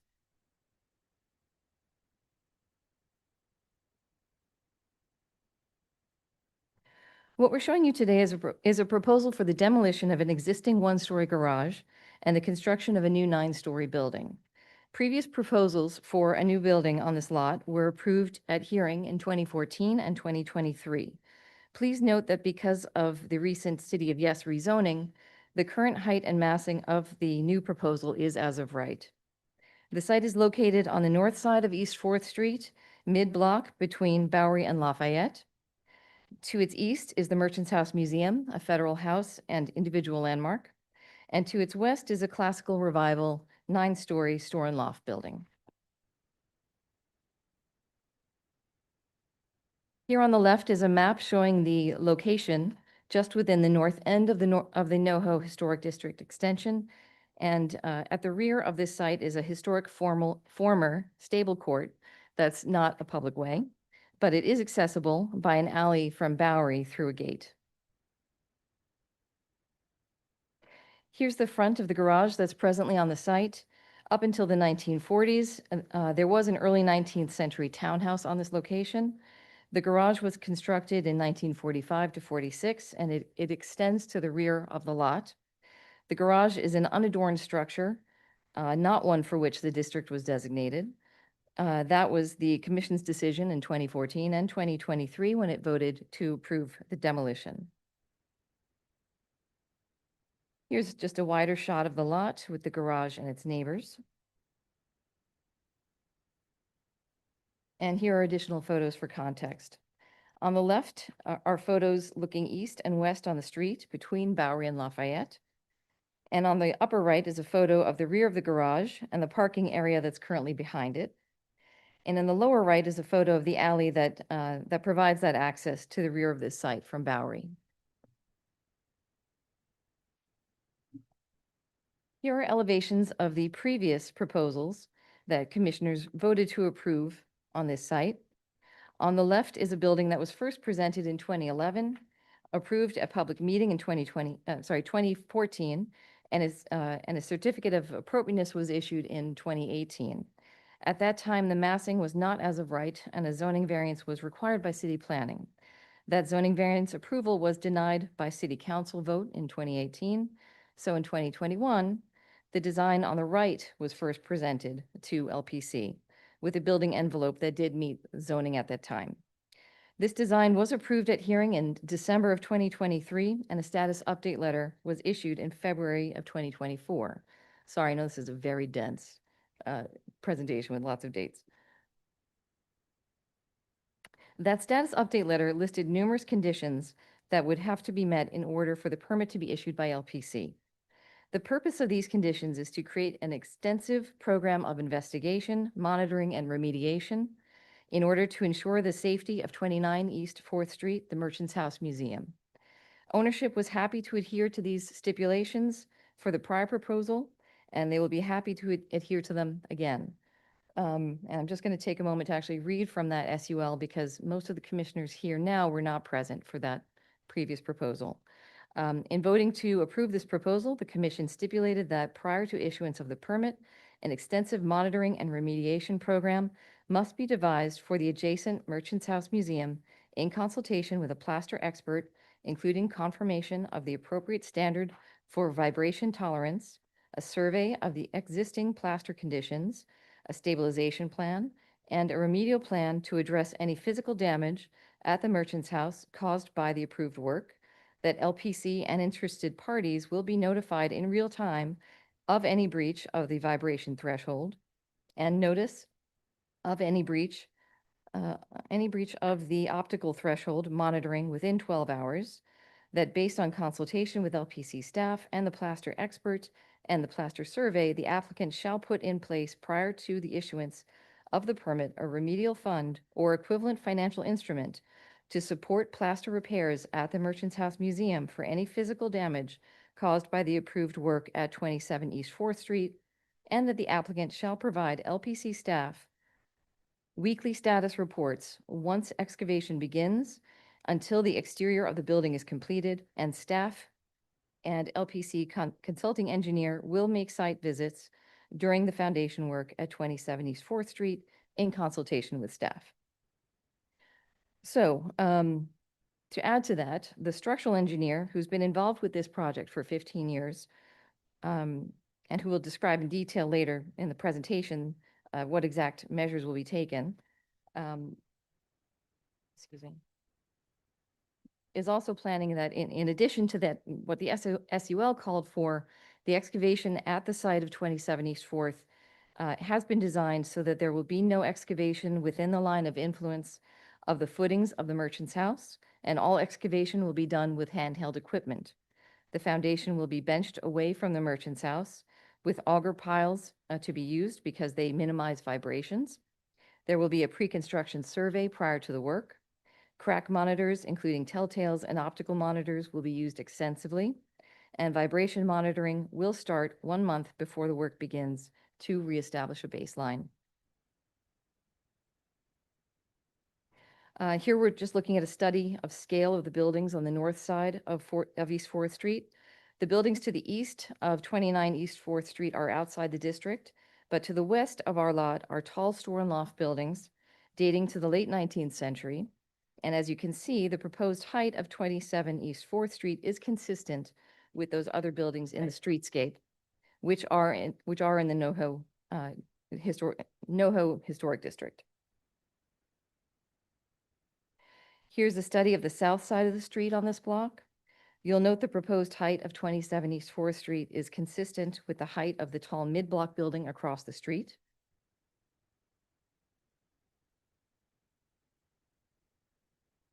Looking at these historic maps, you can see how this block transitioned from small residential houses to mostly tall store and loft buildings over the course of the 19th century. Moving left to right in the 1850s map, you can see the individual houses that were built in the 1820s and 1830s, and the stables that were at the center of the block, those are in green. By 1930, the center map shows us the store and loft buildings, as well as other large structures that have really taken over this block. And by the 1950s, we can see the garage that is presently at 27 East 4th Street. Here are historic photos of the site showing you the house that was originally there, which was 4 stories on a raised basement. And on the right is the 1980s tax photo showing the current garage structure. Here are a few examples of the store and loft buildings that characterize the district today. As the designation report notes, by the later part of the 19th century, the NoHo Historic District extension was becoming a full-fledged commercial and manufacturing center. 25 store and loft buildings were constructed in the district extension between 1868 and 1912. These buildings have highly ornamented masonry facades in exuberant revival styles, as was typical of the period. They feature the traditional facade organization of base, shaft, and capital, with features such as arched masonry openings, decorative spandrel panels, articulated piers, and prominent cornices. Here are historic and current streetscape photos that show the other prominent features of this, the other prominent feature of this district, which is the juxtaposition of tall buildings next to small buildings. This is a consequence of some original small residential houses remaining in spite of the 19th century wave of commercial development. As the designation report notes, quote, "These lots, which were designed by many of the leading architects of the day in a variety of then fashionable revival styles, towering over the residential buildings with which they intermingled, at 5 to 8 stories in height and 1 to 3 lots in width, their arrival profoundly changed the scale of the neighborhood and heralded the appearance of the modern-day NoHo Historic District extension." In these photos of the north and south sides of East 4th Street, we see the juxtaposition of tall and small, which is characteristic of the district. In that way, the construction of a 9-story building next to the loft building at 25 East 4th would in this way fill a missing tooth in the streetscape.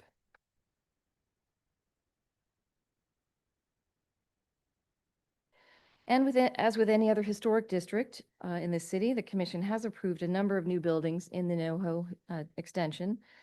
Here are some examples, which all are really modern interpretations of the typical trabeated facade of a loft building. And now I'd like to introduce the architect, Jordan Rogoff of DXA Studio.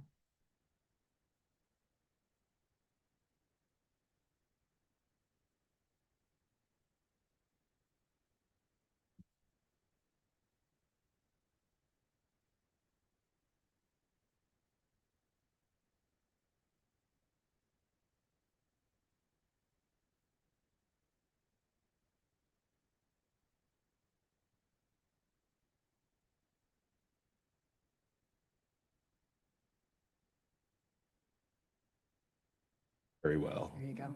Okay. All right. Nobody's ever said they can't hear me. That was a first. Excellent. All right. Jordan Rogov, a partner at DXA Studio.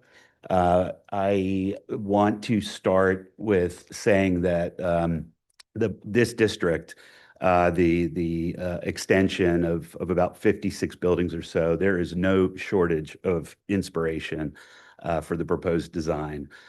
It is an eclectic, pretty unbelievable collection of buildings. So we spent a lot of time diving into the history of the district. And part of that history is the transformation, as Jackie alluded to, that the one constant in this, two-block area is that of change. And one period in its history that really jumped out at us through our kind of analysis of the district was a period that followed World War II, in which the abundance of store and loft buildings that were built in the late 1800s, early 1900s were suddenly vacant because manufacturing had picked up, needing larger floor plates, and left the city. And those buildings then provided fertile ground for a community of artists and some of the most recognizable names in American art. So from 1950 to 1980 and beyond, even when I was in high school, there were still kind of gallery parties happening within this few block district here. But just within 2 blocks of our site, we have the studio of Basquiat, Chuck Close, Cy Twombly, and many other artists, Robert Mapplethorpe and Saul LeWitt. So what was remarkable in studying this kind of eclectic and incredibly diverse collection of architectural styles and ornament was that was kind of mirrored in a way with this diversity of artistic expression happening within the walls of those buildings for that period. And while the artwork created was wildly divergent, one commonality was an extremely expressive approach to artistic creation, which I think was matched in large part by the architecture of the buildings in which they were practicing. So looking at the buildings, we kind of marveled at a number of the really expressive elements, like expressing structure, in particular the 20 Bond Street, these twisted columns across the facade. I think that really resonated with us. And then using the spandrel as this ornamental device across, a large percentage of the buildings in the district. And then probably the most elaborate cornices within a 2 square block area within the city, highly ornamental, highly expressive, super interesting. And then there's a balance of like organic motifs that appear across spandrels and cornices alike. And then some really beautiful orthogonal articulated masonry. So across like all of those kind of precedents and sources of inspiration, we approached the design of the building of trying to understand the kind of undergirding compositional elements in the buildings. And as Jackie alluded to earlier, we really identified that tripartite arrangement with the base, body, and cap of the building, and then sought to kind of seize the opportunity with the spandrel and cornice elements for those to be the more expressive ornamental opportunities on the design. And as for the arched windows, look no further than 2 doors down to the beautiful Devin building. And that arch motif is scattered all across the district. So that was an important kind of launching off point for the design. Also notably, as Jackie mentioned, there were previously 2 applications that have been approved for buildings of 8 and 7 stories with local or with recent changes to zoning and as of right allowances for building massing.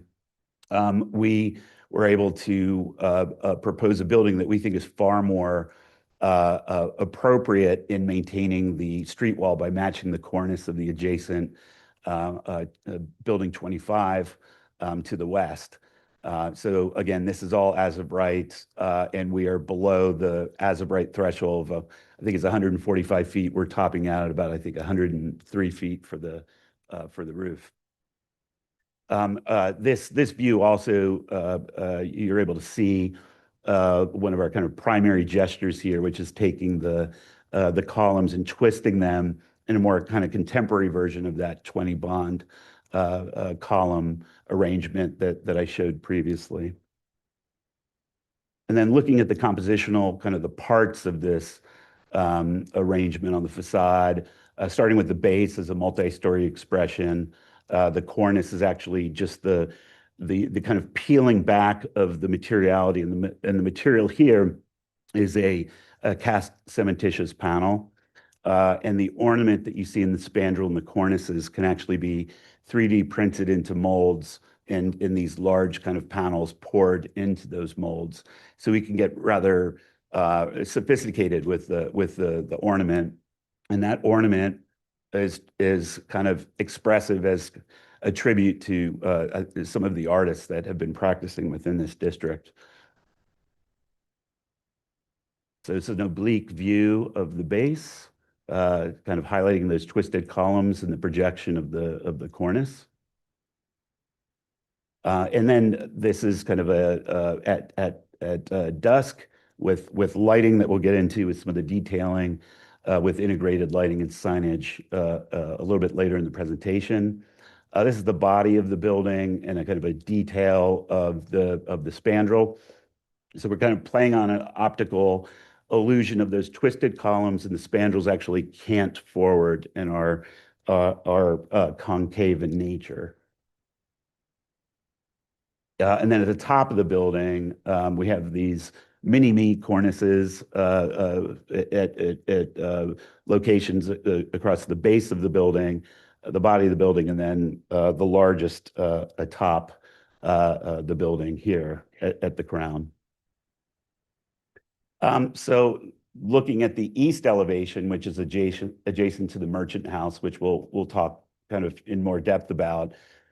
This is kind of a standard lot line arrangement, kind of side of these typical store and loft buildings where we have smaller punched openings with kind of a double hung window expression and just very minor articulation, which is a continuation of the cornice through a stacked soldier coursing along the side elevation. And we felt that it was important to lend some sort of articulation and make that facade more of a field to serve as a backdrop to the merchant's house to the east.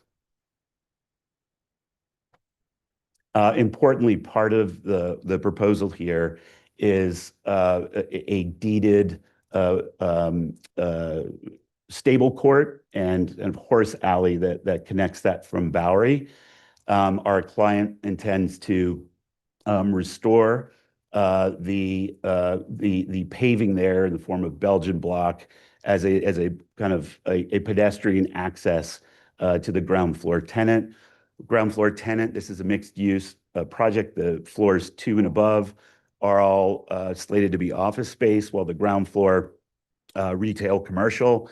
There are negotiations with a number of different prospective tenants there. The goal is to bring in a art gallery or a restaurant. So either one of those applications would then have access to the stable court for additional programming or outdoor programming affiliated with the ground floor use. And then this is in advance of identifying that tenant, a program space atop the Belgian block in the stable court, again with pedestrian access to Bowery down the alley. This is standing within that stable court looking at the rear elevation of the building. And so given that there's a public thoroughfare and plaza in the back, we thought of this facade not as a kind of a standard secondary or rear facade, but more of kind of a primary B facade, where we brought the secondary material of brick from the sidewalls, rounded the corner onto the rear, but still used spandrel and cornice articulation at the same locations on the primary facade, so that there is some detail there to give presence to the building from this vantage point. And then this is the full building. You can see atop the building here the proposed mechanical area and mechanical screen. So the elevator overrun, mechanical equipment, stair bulkheads are all located behind kind of a singular envelope. We do have some material samples down here, but I'll kind of go into that here for a moment. Again, this is a cementitious cast panel system. We are currently working with manufacturers. If you recall, I guess a year and a half ago, we presented 10 West 17th, and we went with a UHPC panel. So we're exploring using that same technology here. The alternative would be a GFRC panel. In both cases, it's a cast cementitious product that gets ground down to expose an internal aggregate. And so the goal is the upper left-hand corner. The majority of the primary facade is composed of panels with that appearance. The water table from about 4.5 feet and down would be natural stone that matches the cementitious panel. All of the metalwork, including the window frames, are done in the kind of charcoal paint color there in the middle. And then the brick on the secondary and rear facades is the specs are right there. And the remainder of the materials are really just the mechanical screen and the Belgian block for the stable court. For the street signage, we're proposing signage integrated into the transoms at the storefront, and lighting actually integrated into the spandrel panels themselves with downlights, and at the base of the spandrel panel with a soft, dim light wash in the evening to be able to kind of accentuate the optical phenomenon of the twisting columns. And then also integrated in the cornice is a LED light wash along those twisting columns as well. Just very briefly, these are the details. This is essentially a high-performance building with fixed windows, being an office building, that operable windows are not a requirement. So we're leaning heavy into insulating and going beyond the current code requirements in advance of the kind of rising benchmarks for the energy code in the coming years. It's essentially a insulated rain screen system with either UHPC or GFRC panels that go over to protect the assembly. So some sectional details of the spandrels. Again, there's a canted forward, and then the cornice details here. And then just lastly, doing some visibility studies of the rooftop appurtenances and mechanical equipment. We've located the majority of that on the back half of the building away from East 4th Street, so it remains minimally visible over the east elevation here looking westward. So I just want to say we are late to the party regarding this project, and being the third architect that is working on this. The one constant throughout the evolution going back to 2012 is Carl, who will be speaking momentarily. What I want to say, I know that it's tremendously sensitive to be building new construction adjacent to such an important cultural institution as the Merchant House is, and that our client has gone to great lengths to make sure all risks are mitigated as thoroughly as possible. That being said, on the design front, I just want to speak to us bringing on Robert Silman, I guess currently T.Y. Lin. I'll never quite get used to that, but They are a third-party inspection, so they're reviewing everything that Carl has done. It should also be mentioned that previously the design approach for the structure has been approved not once but twice at the building department, and even been reviewed by Landmark's own structural engineer. So that's on the design side. As mentioned, I think benching the slab so that the entirety of the axial load is brought down into a mat slab, which is to distribute all of those forces evenly so that there's no kind of guesswork into how footings will settle. That's on the design side. On the means and methods side, there's a commitment to all demo and construction being done by hand to eliminate the use of equipment and vibration. There's also a pretty complex system of bracing that would be put in place before demolition starts to mitigate any kind of lateral or horizontal shifting on the site. So that being said, I will let Carl take over and get a little more granular with those strategies. Thank you, Jordan. I just want to thank all the LPC staff and the commissioners for taking the time to listen. Can you state your name for the record? My name is Carl Rubenacker.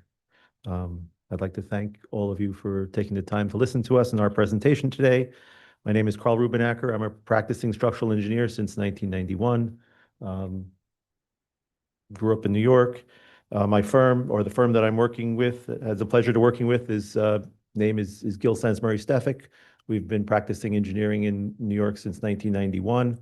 We're a full-service structural engineering firm with well over 100 people, and besides designing new buildings, we have quite an expertise in designing alterations to existing buildings, as well as understanding how you get from point A to point B. Not only do you just design the paper and design the drawings and say, aha, contractor magically build it. We're quite good at figuring out the structural stability and the sequence and these sorts of things. And this is the perfect project for that. So operate this thing. Down button when you're ready to. Okay, cool. All right, so GMS has been actually working on this job since 2008. Personally, I've been involved since 2012. Starting point for any project is just understanding the existing geometry, right? So the interesting part of this job is the party wall that exists on the east side of our lot that is shared with the building that houses the Merchants House Museum. So there was a survey, and this slide just shows a survey that defines exactly the geometry of the party wall. You can see, if you look closely, that almost the entire party wall is on the 27 East 4th Street side. That's because that wall was built first on our site, and then the Merchants House building came later. That's my understanding of the timeline. The other thing you can see in this picture is you can see, interestingly enough, the two photos. You can see an oblique view of the party wall. On the left picture is a photo from the 60s, and you can kind of see how the party wall looks. And then the photo on the right is from more recently, and it's a different wall. I mean, there's been repairs. There's a tarp there, so apparently there's a leak. This wall has been worked on over time in the natural course of the life of the building. Let's see. Besides having the overall plan geometry, there's also test pits that were done. Test pits establish, we're digging small holes in the ground to find out where is the bottom of this wall, where is the footing, all right? And we want to calibrate our new footing to match the old footing so that we don't have to underpin or do anything like that on the Merchants House side. So there were 4 test pits done, 2 of them immediately adjacent to the Merchants House. 1 was done recently, and 3 were done back in like 2012. That's that. In 2012, we did another, the 4th test pit, which was immediately adjacent to the sort of the north side of the Merchants House building.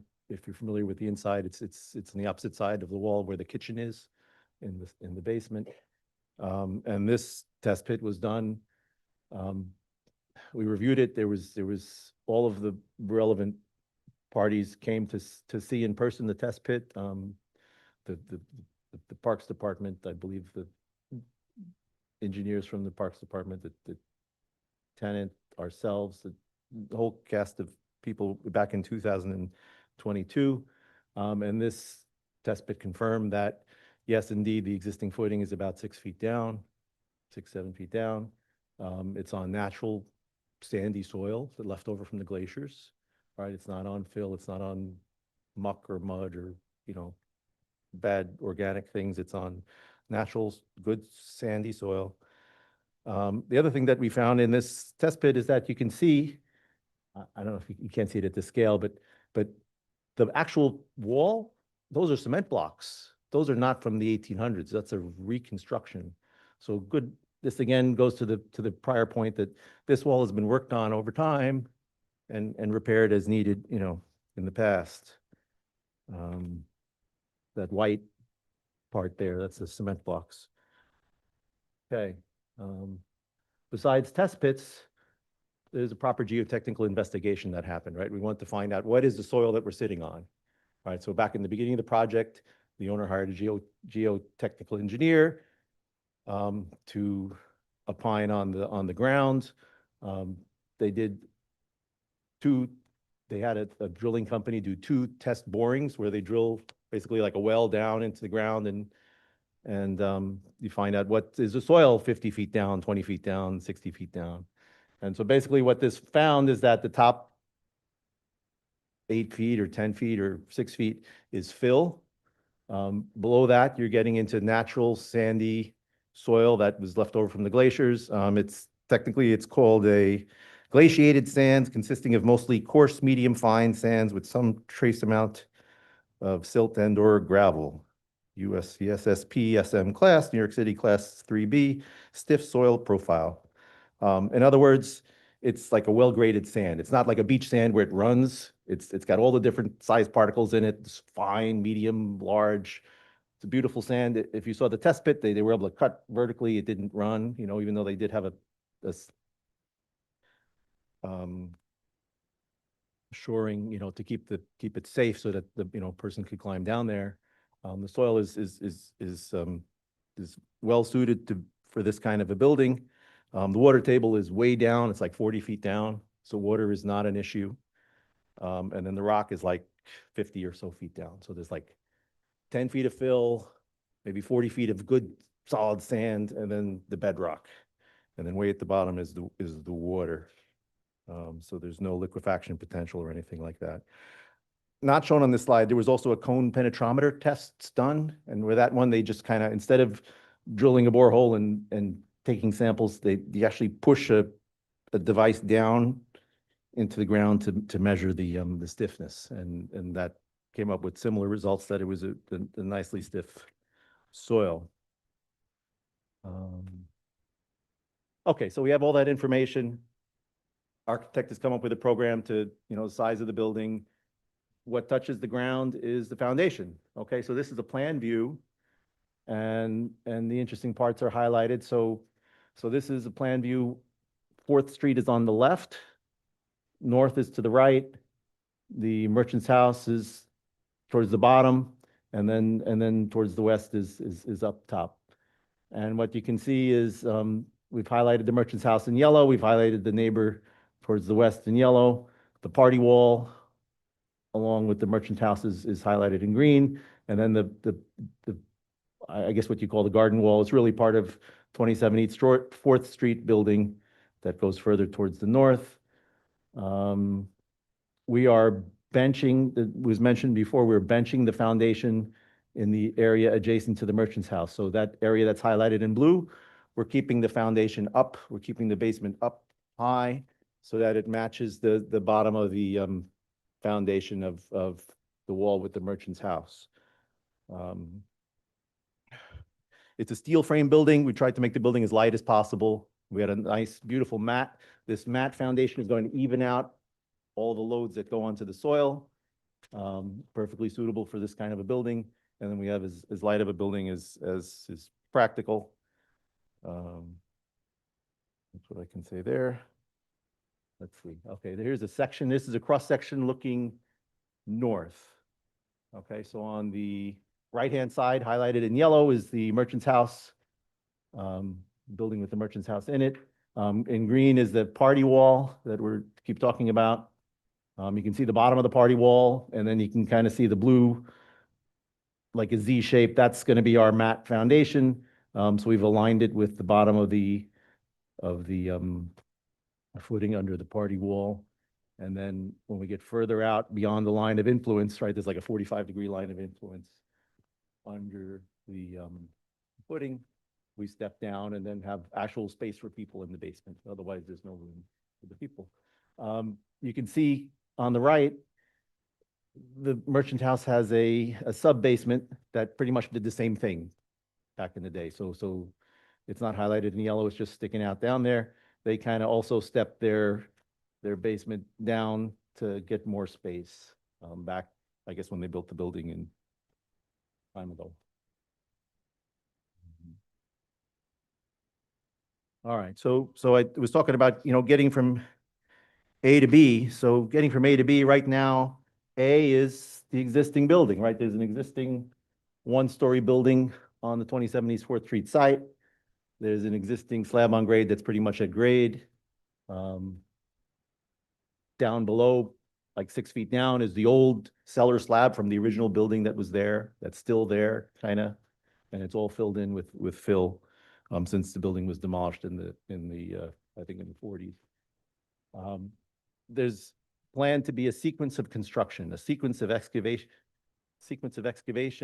construction, and then demolition. So we've kind of inverted the normal procedure in that we're not demolishing the existing building first, making a big hole, and then, in a nice, beautiful, clean site, building our new building.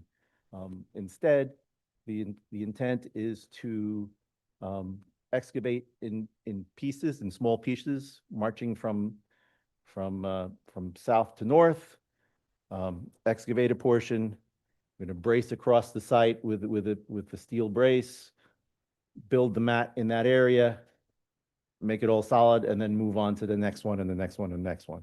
So there'll be a sequence that marches along the site, maintaining total structural stability and minimizing the openness at any one particular time, right? So only so much you can do. We've done as much as we possibly can do. And this will all be taking place with the existing building in place. The existing roof will still be there. There won't be any rain coming onto the soil. There won't be any environmental effects. We're basically like digging inside the existing building, right? And building this foundation inside the existing building. The intent is actually to even start, when we build the steel frame, we're going to poke the steel columns through the roof, make small holes in the roof, poke the steel columns through, and even start building the new building before ripping, waiting to the last possible moment to rip off the existing roof.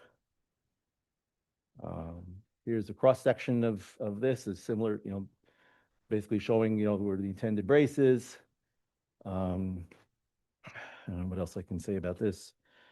I already gave you the sequence, right? So we're going to keep the roof. The roof is up kind of towards the top there. You can see it. That'll stay there during the work. All right. So then the next thing is, okay, we come up with this plan to have this nice, gentle excavation and construction and demolition sequence. We got to prove it, right? So we got to prove it. And the way to prove it is with a monitoring plan. So we have a monitoring plan that monitors whatever we can monitor. It's monitoring by survey the physical location of the surface of the merchant's house building. Those are all the so-called optical monitoring. So basically we get a surveyor to put points on the building, and you go and you measure them every once in a while. In the beginning, it's just, I think I forget the exact thing. I think it's twice a week. Twice a week in general, they get surveyed. And then during the actual excavation, it's going to be continuous, like with one of those continuous total stations that just measures it all the time. So that's the optical monitoring. There's a tilt monitor way up at the top there in the green. And basically the intent of that is to see if anything starts to tilt or move. So there's one of that, and that's got a continuous electronic readout while it exists. Down in the basement, there'll be vibration monitors. those vibration monitors will be at the lowest level that is practical, so we get because the vibration will come up from the ground, perhaps, and that's kind of the plan of where they are. What else? What's not shown here is if there's any crack monitors, like if there's existing cracks, you put a little crack monitor on it and track that over time to see if the crack is growing or shrinking or moving. Those will happen as needed. This is showing just the merchant's house. I mean, we're in a landmark district, right? So all the other neighboring buildings will get also monitored as well, right? It's not just for the one neighbor. It's for everybody. With the different, we're more stringent on the merchant's house building than the other neighbors. This is just a chart that delineates the criteria that we're using for the different types of monitoring. All of this is set out in the technical policy and procedure notice 10 of 88 that governs what the monitoring plan needs to be for work in landmarks districts. So here we have on the left is the describing the different type of monitoring, what's required by 10 of 88, what we're going to do with the merchant's house building, and then what we're going to do for the other landmark neighboring structures. For the merchant's house museum building, we're going to be more stringent than what's required from TPP and 10 of 88. Essentially for the I'll go in reverse. So for the vibration monitoring, the requirement is 1/2 inch per second is the threshold to stop, right? To stop. We're also introducing a 0.2 inches per second threshold for notification, for discussion, for seeing what's going on, what can we do better. So that's a notification threshold. The other thing we're doing with the vibration monitoring is that back in 2012, in the summer and fall of 2012, the owner had installed, I forget if it was 1 or 2 vibration monitors in the basement of the Merchant's House Museum to get like a baseline reading of what's happening in the neighborhood, what does the building feel on a day-to-day basis. And I can tell you that that baseline monitoring, there were, according to my notes here, there were 5 events above the 0.5 inch per second threshold, just from, I don't know, a truck driving down the street or stuff happens, right? So vibration happens all the time. When we got here, you can sit down, you can feel the subway vibrating up. We don't have a subway here, but there's other vibrations that can happen. So before construction, the intent is to install the vibration monitors a month or 2 before the construction starts to get a new baseline, say next year, whenever construction starts, to see what's the baseline vibration at that point. So at least we can see, what to expect before we even put a hammer to the concrete. Tilt monitor is set at 1/1000th of a radian, which is basically like 1/8 of an inch and 10 feet in terms of threshold. Crack monitoring is going to happen after the pre-construction survey, right? So there'll be a pre-construction survey that goes through and identifies the various cracks that may exist.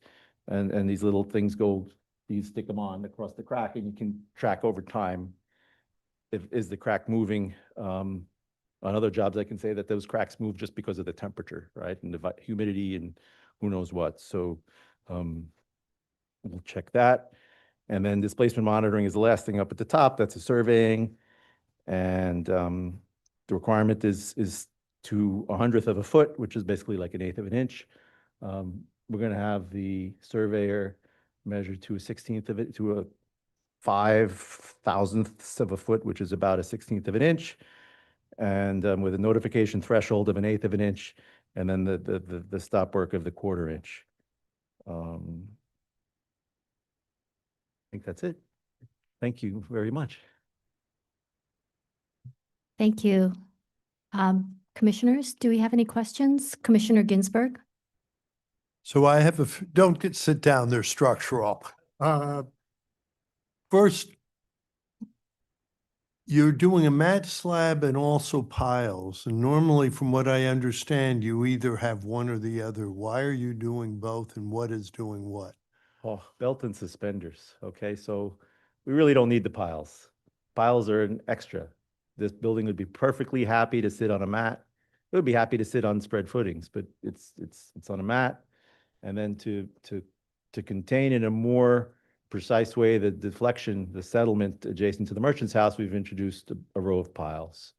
The piles are also there to help, let's see if I can go back. Does this thing work? Go back. Here. So there we go. So the piles are set like pretty much right where that step in the foundation is. They'll also be used to do double duty to put some lagging to hold back the soil at that step. So initially we just had some small little soldier piles banged in with a sledgehammer to hold the soil, you know, as a supportive excavation. And now it's a proper drilled in pile with a piece of equipment and to minimize to keep it as stiff as possible. I mean, it's really, you know, I don't know what else we could do, but that Thank belt and you. suspenders. And then another question, if I understand this right, you said when you did the baseline moving in 2012, you had a number of movements over 0.5, and yet you're now going to stop work and see what's going on at 0.2. That sort of, if I understand this right, you're going to be stopping a lot because just without whatever work you're doing, you're going to have more movement or more vibration than you want to have.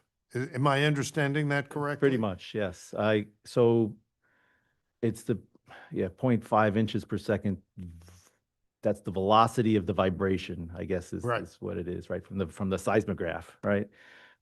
Yes, there were incidents that were above the threshold of the stop work. So in terms of the thresholds that we have in the monitoring plan for this work, the 0.5 inches per second is the stop work, see what's happening, and then you know, decide what to do with all the parties. The 0.2 is not a stop work. The 0.2 is just a threshold to notify and to see what's going on. Right. So at 0.2, the contractor is not gonna stop. They have to justify what's happening, why did it happen, what's going on, because those are gonna, I mean, you're gonna have a truck go by and you're gonna have that. Yeah. So, but the 0.5, I mean, we did, it was from June, I read it from June till October. So June, July, August, September, 5 months. So like once a month, something stupid happened. It's not a tremendous imposition on the contractor. The 0.2, I don't recall what that, I could find that if you want, but I don't know how much that was exceeded. Thank you. Commissioners, any other questions? Follow up, Commissioner. Excuse me. Just to follow up on Commissioner Ginsburg's question. So those 5 instances or the frequency, would you say that is from outside? Is it the truck traffic? Is it, what do you think that those sources are? I mean, I don't, the truck is speculation, okay? So it could be from outside, could be from inside the building. Perhaps, you know, somebody dropped a heavy package upstairs. I don't know. The vibration could have come from, anywhere. Where would the monitor place? Is it both inside the merchant house and outside, or is it just inside the merchant house? Proposed is No, the incident that the you one recorded. that we did was inside the building. Okay. Inside the, I don't recall if it was in the sub basement or the basement, but it was in one of those. Okay, and are they placed north to south, or they spread throughout the building? The ones that we had done several years ago, I believe they were placed towards the west. I don't know where I don't recall where they were in the north to south direction. I mean, at the time we had shared that with all the relevant parties. We're happy to share it again. Thank you. Thank you. I have a question as well. I think in 2024, Landmarks had approved a building on the site. And can you tell me why you're coming back? Is it to increase the volume? Is it change of use?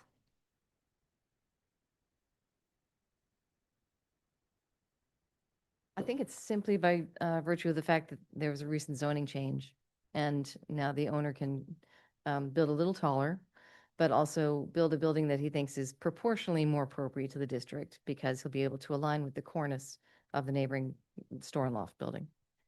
And can you tell us how much bigger this building is than the previous one? I didn't have that number. There are two previous ones. The first one was 8 stories. The second one was 7 stories. So this is two stories taller, but not the equivalent of 2 stories of height taller. I believe that even in the 7-story version, we're like a story and a half taller aggregate height. Yeah. Thank you. Also, is there a change of use with this building? No, I believe that the other proposals were commercial as well. So the use group and proposed use remains constant through. Thank you. Commissioners, do you have any other questions? Commissioner Jefferson? So you showed a slide of artists, and you were using the artists as a kind of inspiration, I suppose. Were you using that inspiration for it to be incorporated into the architecture, or were you using the artist just as inspiration? So let me go to the slides. So the answer is really inspiration for elements of the architecture that throughout the, and bear with me as I go through here. Like throughout the district, I think we marveled at a lot of the integrated ornamentation. And again, particularly at Spandrel, I want to get the close-up of, here we go. Particularly at like spandrels and cornices throughout the district. So we found a lot of the artwork, I think in particular Cy Twombly and Basquiat, this almost kind of like frenetic, really emotional sort of line work. And so while we're not trying to, take their artwork, we're trying to capture a similar kind of emotional, experiential, exactly. And same goes with the idea of these kind of twisting on the architectural side, that looking at these kind of twisting kind of structural expressions and kind of sculptural elements of the building. We wanted to bring that in kind of a contemporary manner as well. Thank you. Okay, commissioners, any other questions? Okay, we're going to move to public testimony. We have a lot of people here today signed up. So we're going to be limiting testimony to 2 minutes so that everyone has an opportunity to speak. First of all, I'm going to call on the individuals who have signed up to speak here. And then I'm going to call on the people here in the hearing room that didn't sign up. Third, we're going to move to remote testimony, people who signed up. And then finally, we'll call on people on Zoom who didn't sign up. And also, I just want to note that because there is a lot of testimony today and technical information that we want to review and digest, we are not going to be taking action today. We're going to come back at a later date to hear from our consulting engineer, Don Friedman, who will review all the technical material and will be providing his analysis and recommendation to commissioners. So when I call your name, please come to the podium and state your name. And I'm going to start with Council Member Harvey Epstein.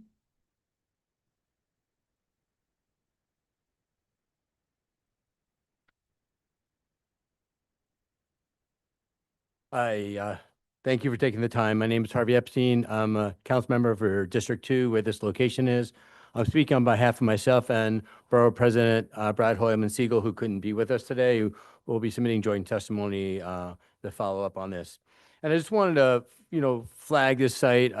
People know that right next door is the Merchant's House. And in the last few weeks, there was a recent discovery of a site for the Underground Railroad. I don't know if people have heard about this, and that exploration has really uncovered, some real historic significance to this location. Historic significance not just for the Merchant's House, but for the city of New York and the history of slavery in the United States and what the Underground Railroad meant. And first, since we found out this site recently, it's really important to figure out what that site means, what, in the adjacent property, what might be there, what might be underneath it. We've seen in the past in New York City, especially with the African burial ground, potential development could have destroyed a historic moment. And at that time, the city stopped. So first of all, we were asking landmarks to take a pause and let's figure out what's there to determine what's actually underneath that site. Allow some exploration to figure out maybe there are historic artifacts that are there so we can learn what this significance of the site is. Second of all, there's a real concern about the structural integrity of the Merchants House right now. We've heard from, you'll hear more from testimony of people who are saying that the potential impact on the Merchants House could be catastrophic. It could potentially cause the collapse of the building or cause structural damages that could be irreparable. So I think, first of all, we need to make sure that's in place. Second of all, we need to make sure the structural integrity of Merchants House.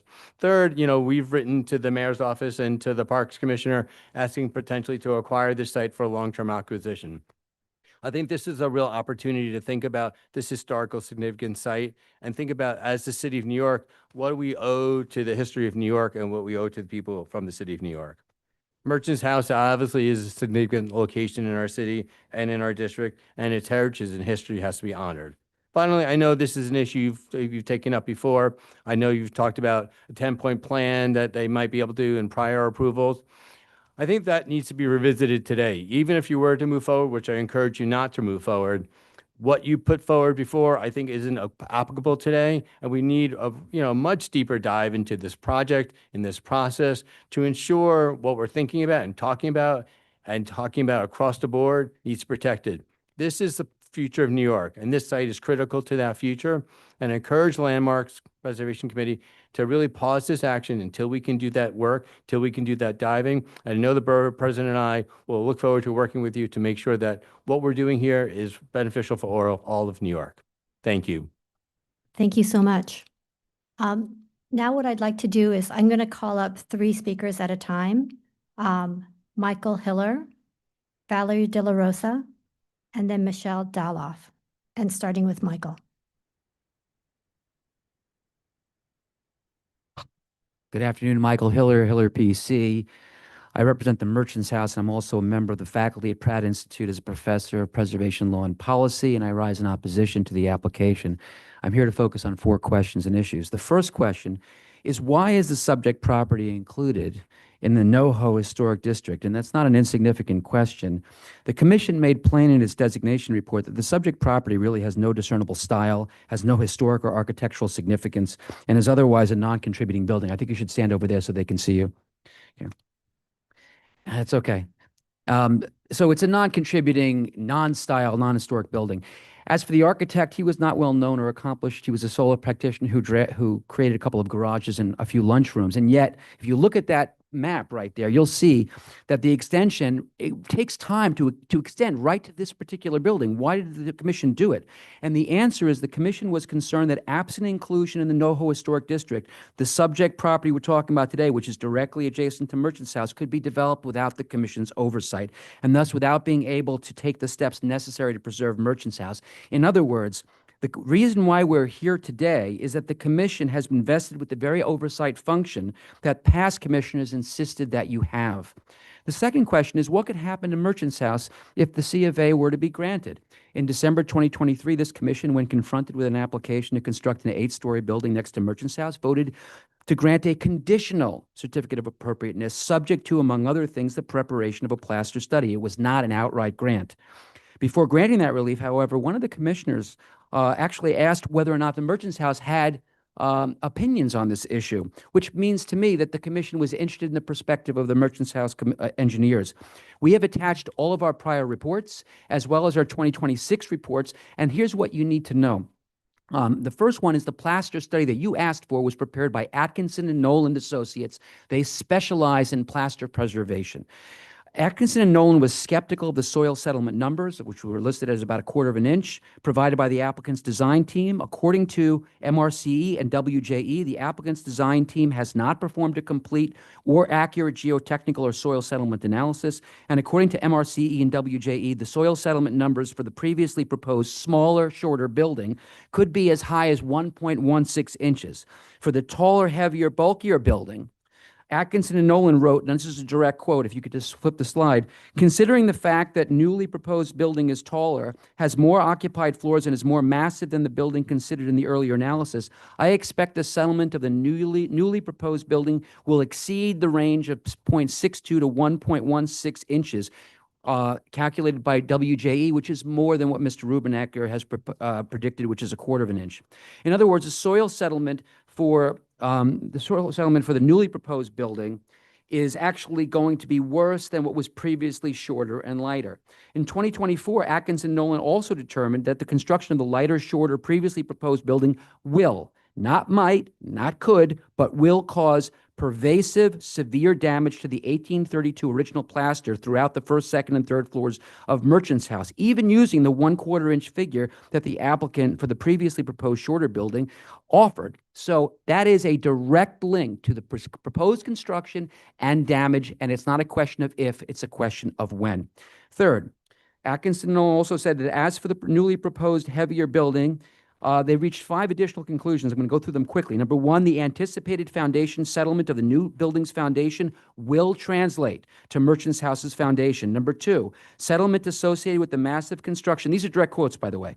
Settlement associated with the massive construction directly to the west of Merchant's House Museum will, in turn, cause building movement, creating cracks in the original historic plaster finishes covering the surfaces of the exterior masonry walls at the intersection of ceilings and walls and the interior wood-framed walls. Damage is expected at many locations on the first, second, and third floors, as outlined in an October 2024 report, which, by the way, we brought with us today. Another direct quote, plaster damage will show as visible cracks and localized spalls.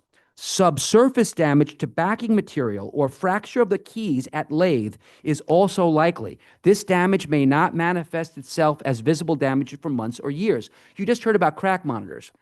But what you just heard from Atkinson and Nolan is you could have cracks inside the wall that you won't even notice until months or years later. So having crack monitors is not going to do anything. If you see any movement, that means it's already separated from the wall, and we cannot lose the original historic plaster. The last 4 findings, quote, given the extent of soil settlement predicted by MRC and WJE, structural compromise at Merchant's House, while not as certain as the expected plaster damage, continues to be at risk, and that was shared also by WJE. They came to the same conclusion. Lastly, the integrity of historic original plaster is definitely at risk. Cracking and other types of plaster damage will, not might or could, will occur as a result of the settlement. So this is the plaster study that this commission asked for, and that's the answer that it provides. Atkinson and Nolan also observed that the Underground Railroad site, in order to build that, the builder had to cut through the framing on the west side of the building, which makes that part of the building even more vulnerable to cracking and destabilization. And that side of the building is right where the adjacent construction is going to take place. In other words, that building is now even more at risk than we originally had thought. Now, I recognize that Mr. Rogov testified that the risk of damage has been mitigated to the extent possible. And yet, Atkinson and Nolan, after a comprehensive study, confirmed that damage is going to occur even with all of the site mitigation programs they've come up with. It's still definite. What that tells us here is that it's just not possible with this design to preserve Merchant's House. I'm just going to quickly conclude with respect to the Underground Railroad. I know that in footnote 12 of the Interior Designation Report, there's a suggestion that the Underground Railroad site, which you may be seeing for the first time right now, that it may have been created for the purpose of maintaining the pocket doors at the top of the parlor floor. I served a FOIL request on the commission to find out what the basis for footnote 12 was, and the answer was a doctoral student's thesis. And it said in footnote 36 of that piece of paper that he could not find any evidence of it being an Underground Railroad site. But he only looked at the Treadwell family that owned the building from 1835 until it was passed over to the city. It was owned by a guy named Joseph Brewster, who built this site, who also, by the way, was involved in the creation of a church downtown that had a false floor. This was built by Brewster, and Brewster was a devout ardent abolitionist. He fought for emancipation of persons of African descent. I'm wrapping up. So if he had looked, he would have seen that this actually was built by a guy who was devoted to the abolition movement. And I would say also that anybody who would go into this site, and I encourage everyone here to go to Merchant's House, look at this site. There is no way. This is for the pocket doors. First of all, I've been to the bottom of this site. There's no place to stand near the pocket doors. What's that? I'm going to be over in 30 seconds, I promise. There's no place to stand. There's no way to fix those pocket doors from that you can't even reach the pocket doors from there. And so what I would say to you, and I will close because I'm hearing that I'm over time, is the following. There is only one intact, publicly accessible Underground Railroad site left in New York City, and this is it. I stand with Reverend Al Sharpton, who I stood with yesterday, to stand in support of Merchant's House and to preserve the last intact shelter point of the Underground Railroad left in Manhattan. Thank you. Thank you. Valerie?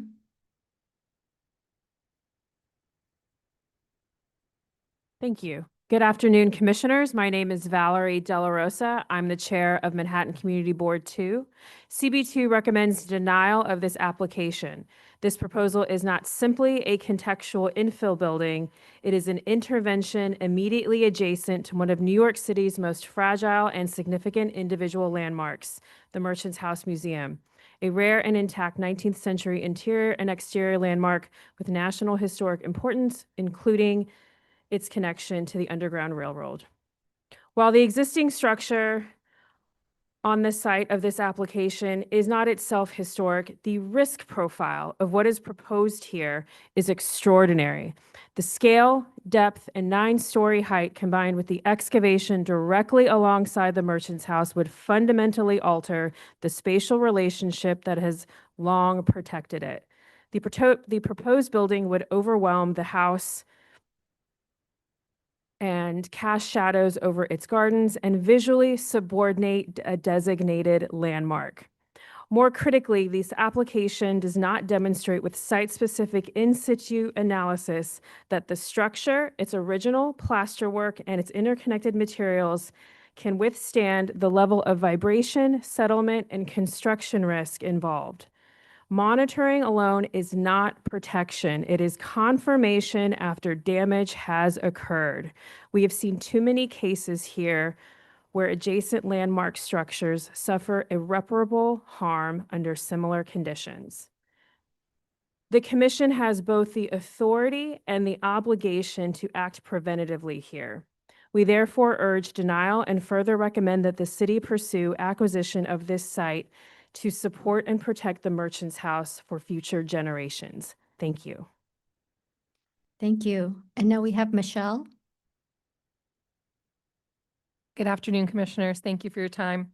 My name is Michelle Dahlhoff, and I'm an architect working at Wisjani Elsner, or WJE in New York. Since 2012, WJE, at the request of Merchant's House Museum, has provided technical reviews of the proposed construction at 27 East 4th Street. We had previously identified multiple items of concern, including but not limited to discrepancies in predicted foundation settlements, concerns about potential damage during construction, and the proposed monitoring protection program. Late last week, we were in receipt of a series of documents, including 2 iterations of preliminary foundation settlement structural calculations. These iterations were dated January 16th and March 4th, 2026. It is important to note that the most recent summary review letter prepared by Old Structures Engineering is dated February 13th, 2026, and does not include the most recent updates by the GMS team. Some of those updates include settlement limits reduced from a 1/4 inch to 1/8 of an inch, and then subsequently increased to a 1/4 of an inch. The prepared calculation package, despite the increased size of the building, is in keeping with prior submissions and is largely informed by the subgrade modulus of 120 TCF, tons per cubic foot, included within the design criteria. This is inconsistent with the information provided in the geotechnical consultants report, which was mentioned previously, dated from June of 2012. This value is not indicated in the geotechnical investigation report or any other document reviewed by WJE. This value may be more appropriate for subsoil conditions that are in clear confidence with the existing conditions. However, given the iterations of historic site use and the unknown potential fill composition, this value is likely not conservative enough for the subject application. Based on a foundation design and subsequent projected settlement conditions on a potentially inaccurate or ill-suited subgrade modulus may result in unanticipated settlement conditions and values beyond those predicted in the design team's analysis. We think at minimum, structural value. You're past your limit. Thank you. Thank you. So the next three speakers will be Dina Tesswinter, P. Gardner, and Emily Hill-Wright. Good afternoon, Commissioners. I'm Dina Tesswinter, speaking on behalf of Village Preservation. The Merchants House Museum is not only an extremely important early individual and interior landmark, but a publicly owned resource. Any harm that befalls the museum directly impacts all New Yorkers to whom this landmark belongs and who, by the thousands, take advantage of its unique educational offerings each year. The proposal must be viewed in this context. The Merchants House team has shared their expert analyses with the Commission, relaying their findings demonstrating how the proposed construction would put the house at serious risk. Rather than reiterate these statements, we'll address those who might believe that the proposed precautions and procedures could be sufficient to protect the museum. Even if, and that's a big if, one has faith that the proposed requirements should keep the house safe, there is unfortunately substantial precedent indicating that such protocols are often not scrupulously adhered to.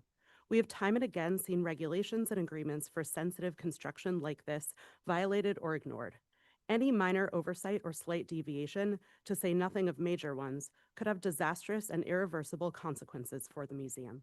We've seen this play out too many times within our historic districts recently, including at 10 Fifth Avenue and 14 Gay Street, the former damaged and the latter devastatingly destroyed. These concerns must be part of the calculus of considering the merits of allowing large-scale construction to take place next door to the museum. Village Preservation has long called for the city to purchase this site and preserve it in perpetuity to ensure the integrity of the museum, and we continue to believe that this would be the best and most reasonable outcome. We urge the Commission to take these issues very seriously. We trust you understand the gravity of the situation and recognize that it is up to you to ensure one of our city's earliest individual and interior landmarks is protected. Thank you. Thank you. Pi? Good afternoon. My name is Pi Gardner, and I've been director of the Merchants House Museum for 34 years. 14 of those years have been spent fighting to protect our 1832 exterior and interior landmark from irreparable damage from the proposed development next door. Independent of the fact that the risk of damage is higher this round, what has changed this go-round is culturally pivotal. The 2 years of research has revealed that the owner and builder of the Merchants House, Joseph Brewster, was a fervent abolitionist.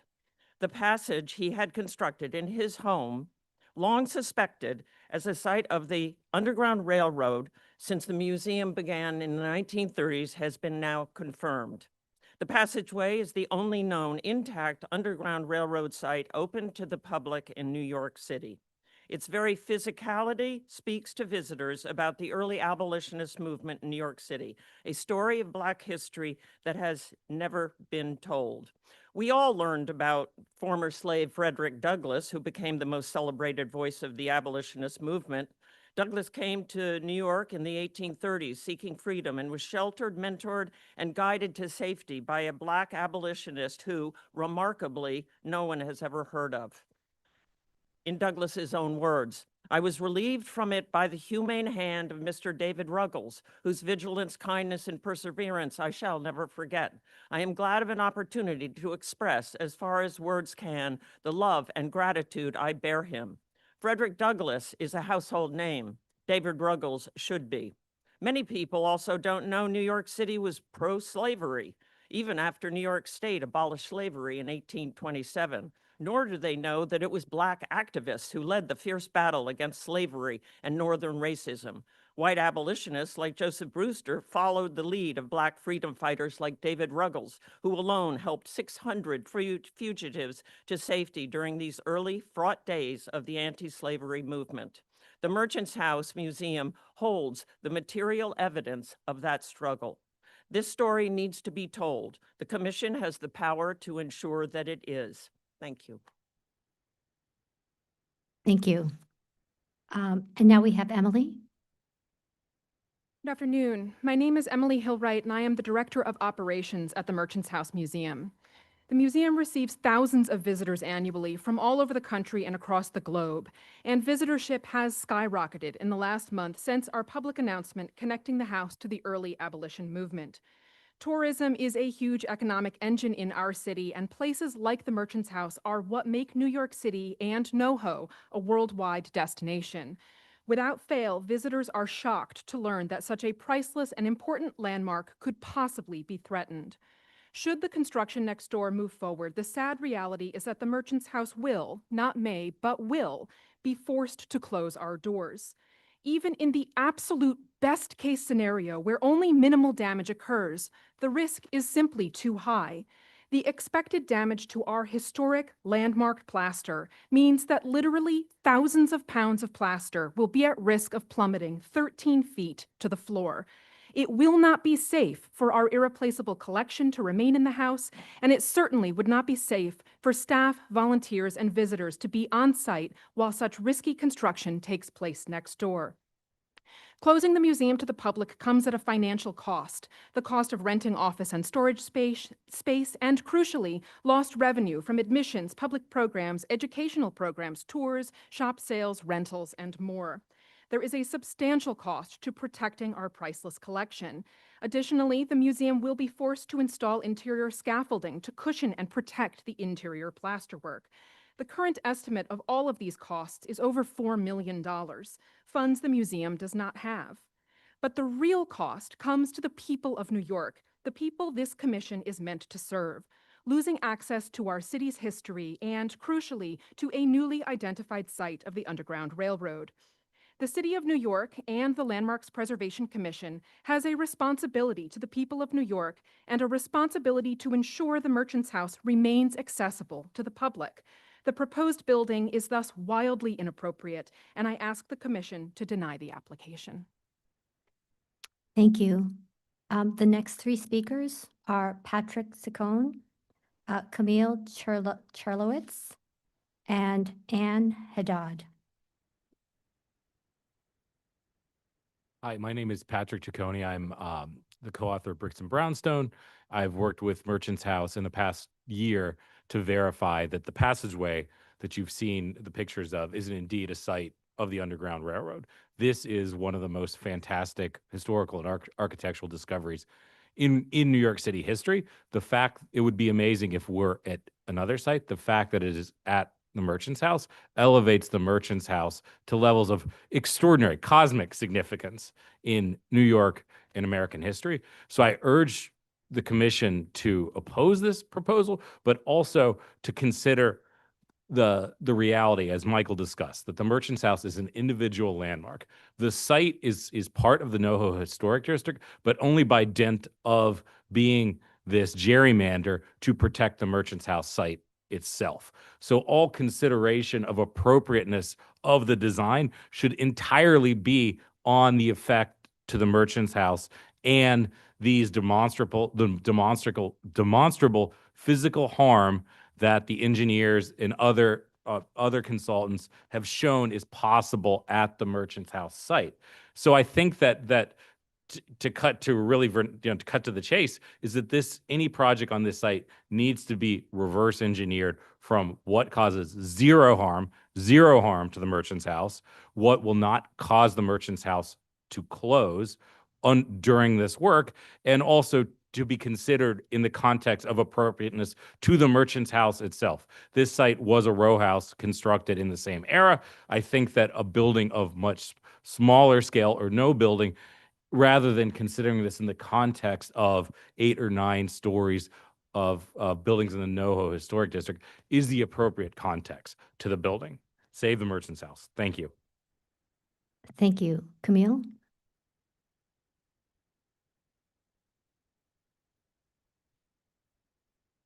Hi, my name is Camille Serkowitz. I'm the curator and collections manager at the Merchants House. and I'm here to advocate a no vote. I have two brief points to make. First, it will cost millions of dollars to secure our landmarked interior and relocate and then reinstall the collection. These costs, inflicted on the museum by the developer, will be millions that would be better spent serving our mission and sharing our important history with the public. The Merchants House stewards a world-class decorative arts collection with a direct connection to the Treadwell family, who lived here for 98 years. In many of our rooms, the furniture is in the same place as when it was installed in 1835.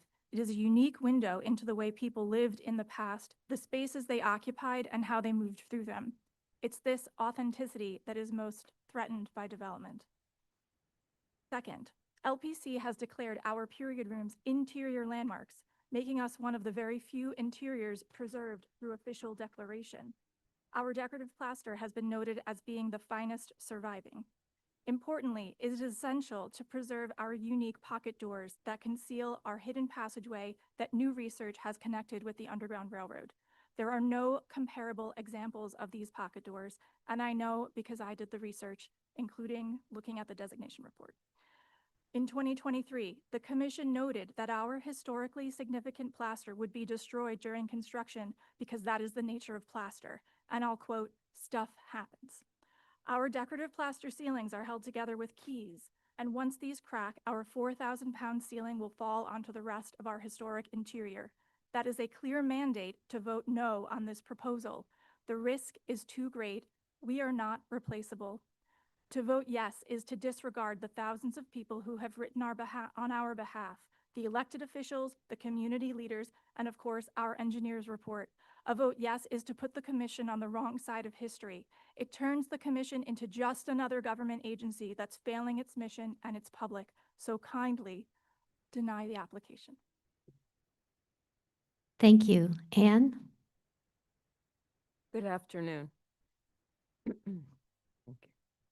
My name is Ann Haddad, and I am the historian at the Merchants House Museum. I am here to declare my conviction that the hidden passageway built in 1832 by abolitionist Joseph Brewster in his home on 4th Street was deliberately intended to shelter and assist self-emancipators.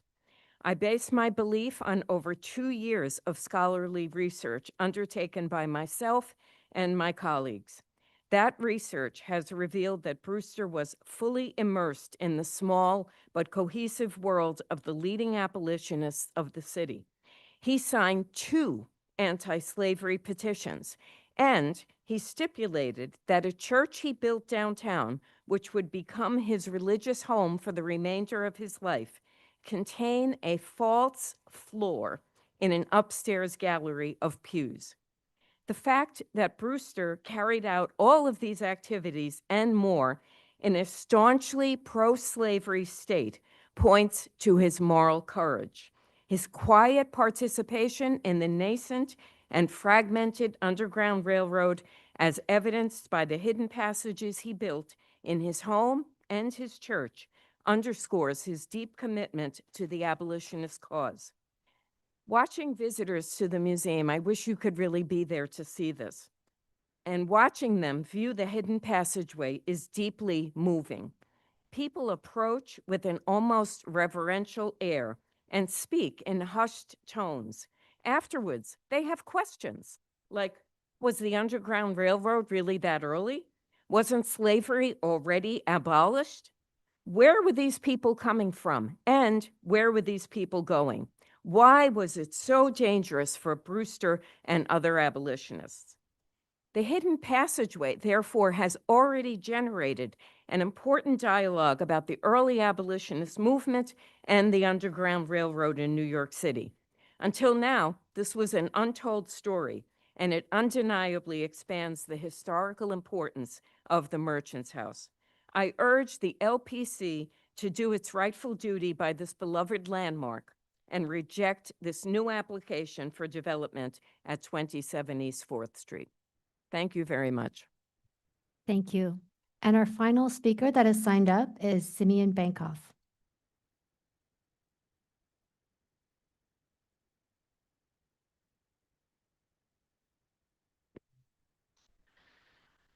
Good afternoon, good afternoon, Commissioners. Simeon Bankoff. I'm going to read a brief statement by Roberta Gratz, former Landmarks Commissioner.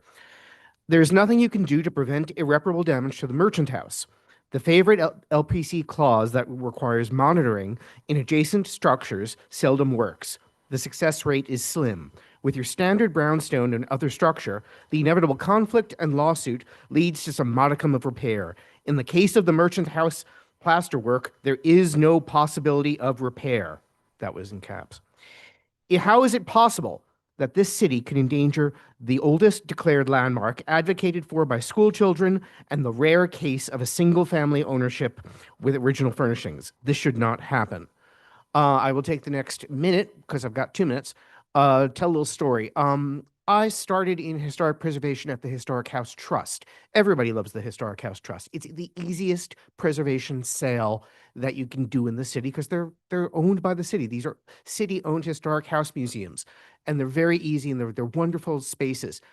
Something that has not been really talked about is the Merchant's House is part of the trust. It's owned by the city. In this instance, the Landmarks Commission, as an agency of the city, has a real responsibility to involve itself in the preservation here. This is not, when we talk about the Merchant's House getting hit with financial hardship, it's the city is going to get hit with financial hardship because of this.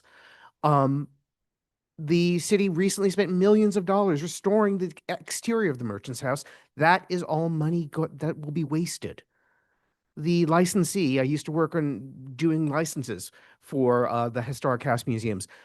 The licensee might be endangered. I mean, the actual life, whether or not they can afford to close for 5 years and all the fundraising, and that they would lose, and all of the visitorship, it's terrible. And it would be cataclysmic and against the notions of not only the Landmarks Commission, but the Parks Department, the Cultural Affairs, and overall city policy. Thank you.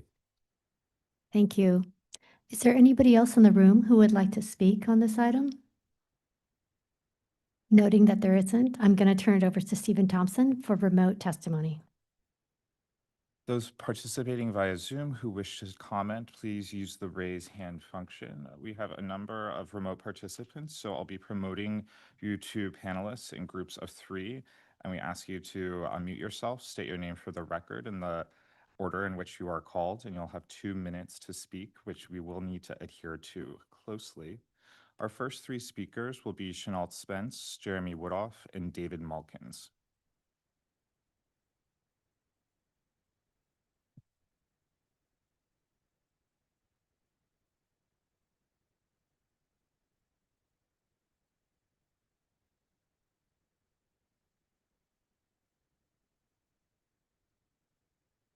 Madam Chair and members of the Commission, I'm Chenault Spence, Chair of the Community Board 2 Landmarks Committee. The preservation of the Merchant's House, the structure and interior, must clearly be the overriding priority today. The recent additional layer concerning the Underground Railroad brings added excitement to the building. How interesting that as we discuss structural integrity of the house, that the house has sacrificed itself in a portion on the west wall to this purpose. The house has never had a large building beside it. The house of a similar size was eventually replaced by the garage that stands today.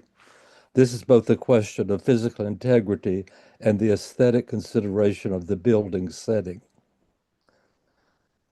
To the building itself, the applicant represented at the committee hearing testimony that the increase in size was to make the project economically viable. This increase in size only amplifies the danger. This engineering testimony from the applicant, however reassuringly attempted to cast itself, gave no confidence that the house would not sustain considerable interior and structural damage from the proposed excavation and construction. There was a special caution with the expert testimony that including that of a former commissioner from the Landmarks Commission, that in this case, monitoring would be ineffective because the extremely small degree of disturbance below the sensitivity of the monitors would not be tolerated. We had no testimony of how construction would adjust or continue once there was a difficulty found with the monitors indicators. I'm sorry, that's 2 minutes. If you could summarize the remaining testimony.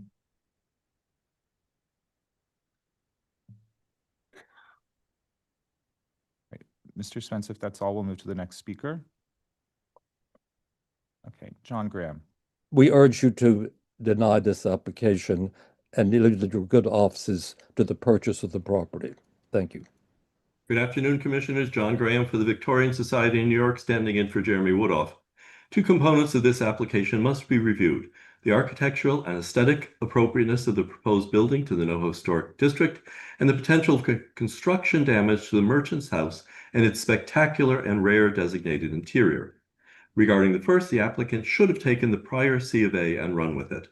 The previous approved design was far superior to what's being proposed today. In scale, details, material, and character, it was a good fit for the district. It was not a bland background building, but it was also not one which would call attention to itself at the expense of the historic buildings in the district or the Merchant's House. The current proposal does just that. One can only marvel at how it's possible to look at nearby historic buildings which make use of the arch, varied in placement, scale, proportion, and details, draw one of them and then repeat the same drawing endlessly. The assertively repetitive effect, exacerbated by the warped piers, will do exactly the wrong thing, call attention to itself at the expense of the historic district's buildings and the Merchant's House. The Merchant's House wasn't meant to be a freestanding building. It needs neighbors, both for physical protection and urbanistic integrity. It was a terrible mistake for the city to take the lots to the east for the water tunnel and leave a vacant lot and exposed side wall. Likewise, having a one-story garage to the west is not good. The program proposed for the construction protection of the Merchant's House seems acceptable in its broad outlines, but it isn't enough. The applicant doesn't have sufficient incentive to work carefully, and the city agencies don't have the expertise or resources to effectively monitor the work. We've seen too often in recent years the result, even when protective protocols were supposed to be in place. We suggest that the Commission work with the applicant to see what can be built on top of the existing foundation, which supports the garage, and before that, a 4-story house.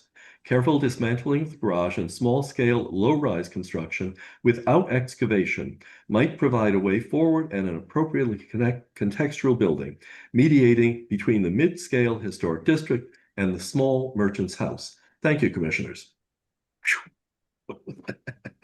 Thank you. David Mulkins.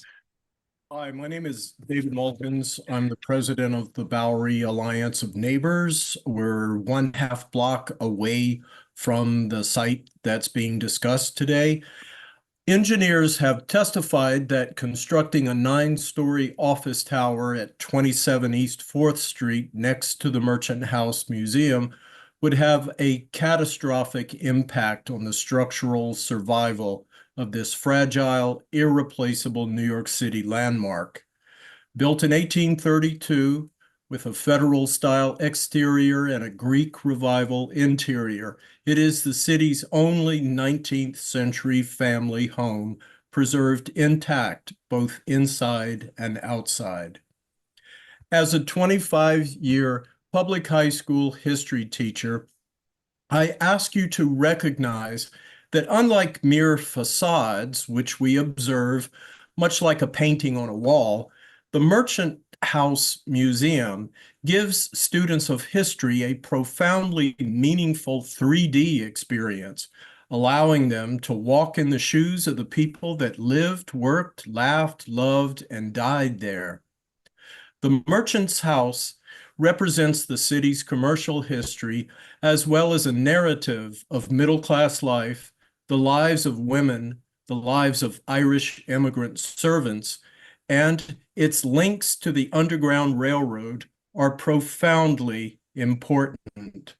Open to the public since 1936, this 194-year-old Merchants House Museum is a vital, irreplaceable New York City treasure that deserves to be protected. Please reject the developer's application for 27 East 4th Street. Thank you very much. The next three speakers will be Richard Moses, Joey Stocks, and Warren Fisher. Good afternoon, Commissioners. I'm Richard Moses, President of the Lower East Side Preservation Initiative, also known as LESPI. LESPI has very, very serious concerns regarding this proposal for the 9-story building adjacent to the Merchants House Museum, particularly considering some of the engineering testimony that we heard earlier today. The Merchants House Museum is one of New York's most important historic buildings. This is a beautifully preserved architectural gem that gives us a rare and remarkable insight into a slice of 19th century New York life. Additionally, the building has an important example of an underground railway construction. However, the building, including its exterior masonry, but particularly its beautifully ornate interior plasterwork, is extremely fragile.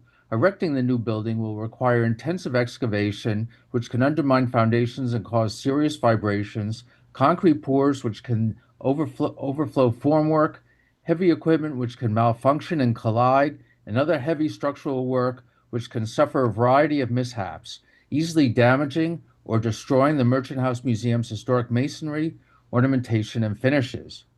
We recommend that the city purchase the site to protect the museum, if at all possible. However, for any approval of a new building, the LPC should require for the duration of the project that the owner retain an independent preservation engineer to review the new building's architectural and structural design and the contractor's means and methods for erecting the new building. During construction, the engineer should provide ongoing site monitoring to help ensure the Merchant Museum remains unharmed. If the independent engineer observes inadequate structural or monitoring design or any damage to the Merchant's House, work must immediately stop and the damage must be fully documented if caused by the developer's negligence and remedial work carried out at the developer's expense. The Merchant House Museum has educated adults and children on New York City history for almost a century. The LPC should take all steps to ensure that this irreplaceable historic resource is not damaged or destroyed by new construction. Thank you. Joey Stocks.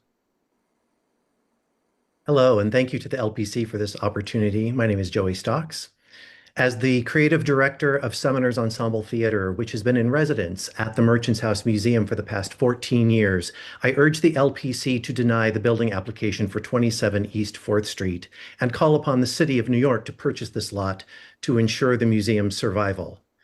The Merchants House is not merely a relic of 1832. It is a living cultural engine and our creative home, where 19th century Greek Revival interiors provide an irreplaceable stage for our work. The museum's vital relevance to the city's contemporary landscape is evidenced by the success of our 2025 production of A Christmas Carol at the Merchants House, which drew audiences from 34 states and 12 countries, demonstrating that the Merchants House is a global destination that brings prestige and economic vitality to NoHo. I've heard those who support the development at 27 East 4th Street objecting to our opposition's claim that construction absolutely guarantees irreparable damage to the Merchants House. My question to them is, can you guarantee it won't? No, but the LPC can by rejecting the building application at 27 East 4th Street. To allow a massive commercial development next door to the Merchants House is to gamble with a treasure that belongs to all New Yorkers. And it absolutely guarantees that construction will force the museum to close at great expense during a time when students, teachers, and interested citizens are clamoring to see the recently discovered evidence of an Underground Railroad safe house. Additionally, it forces Summoner's Ensemble Theater to cease our unique programming in this one-of-a-kind 19th century home. We ask the city to secure this lot and to protect Manhattan's first landmark from catastrophic and avoidable damage. The LPC must deny the building application at 27 East 4th Street. Thank you. Warren Fisher. Hello, everybody. My name is Warren Fisher. I'm an artist that lives in NoHo at 716 Broadway. And to keep it interesting, I'm pro this project. I find that block to be a patchy block that has moments that are interesting to live and walk through. But that garage is an eyesore. And the prospect of having something that might even have a back garden component to it that could be accessible to the community is an improvement. I love the Merchant House Museum and have been at the Edgar Allan Poe readings, and I've been at the Ghost Stories events, and I know it well and love it in the neighborhood.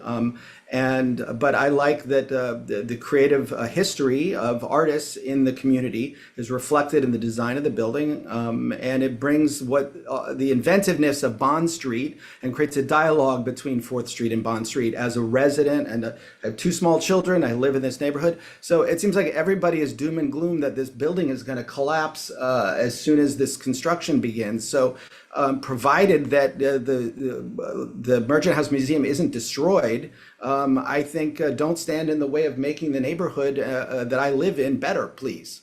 That's my request to you. Thank you very much. The next 3 speakers with their hands raised will be Michael Devonshire, Claudette Brady, and Manor Fatima. When you are invited to become a panelist so that you can speak, please accept the invitation and unmute yourself, state your name for the record, and you'll have 2 minutes to speak. Again, the order of speakers will be Michael Devonshire, Claudette Brady, and I see that Manor Fatima's hand was lowered, but we'll try that. Okay, I see it's back up. All right, Michael Devonshire will be next.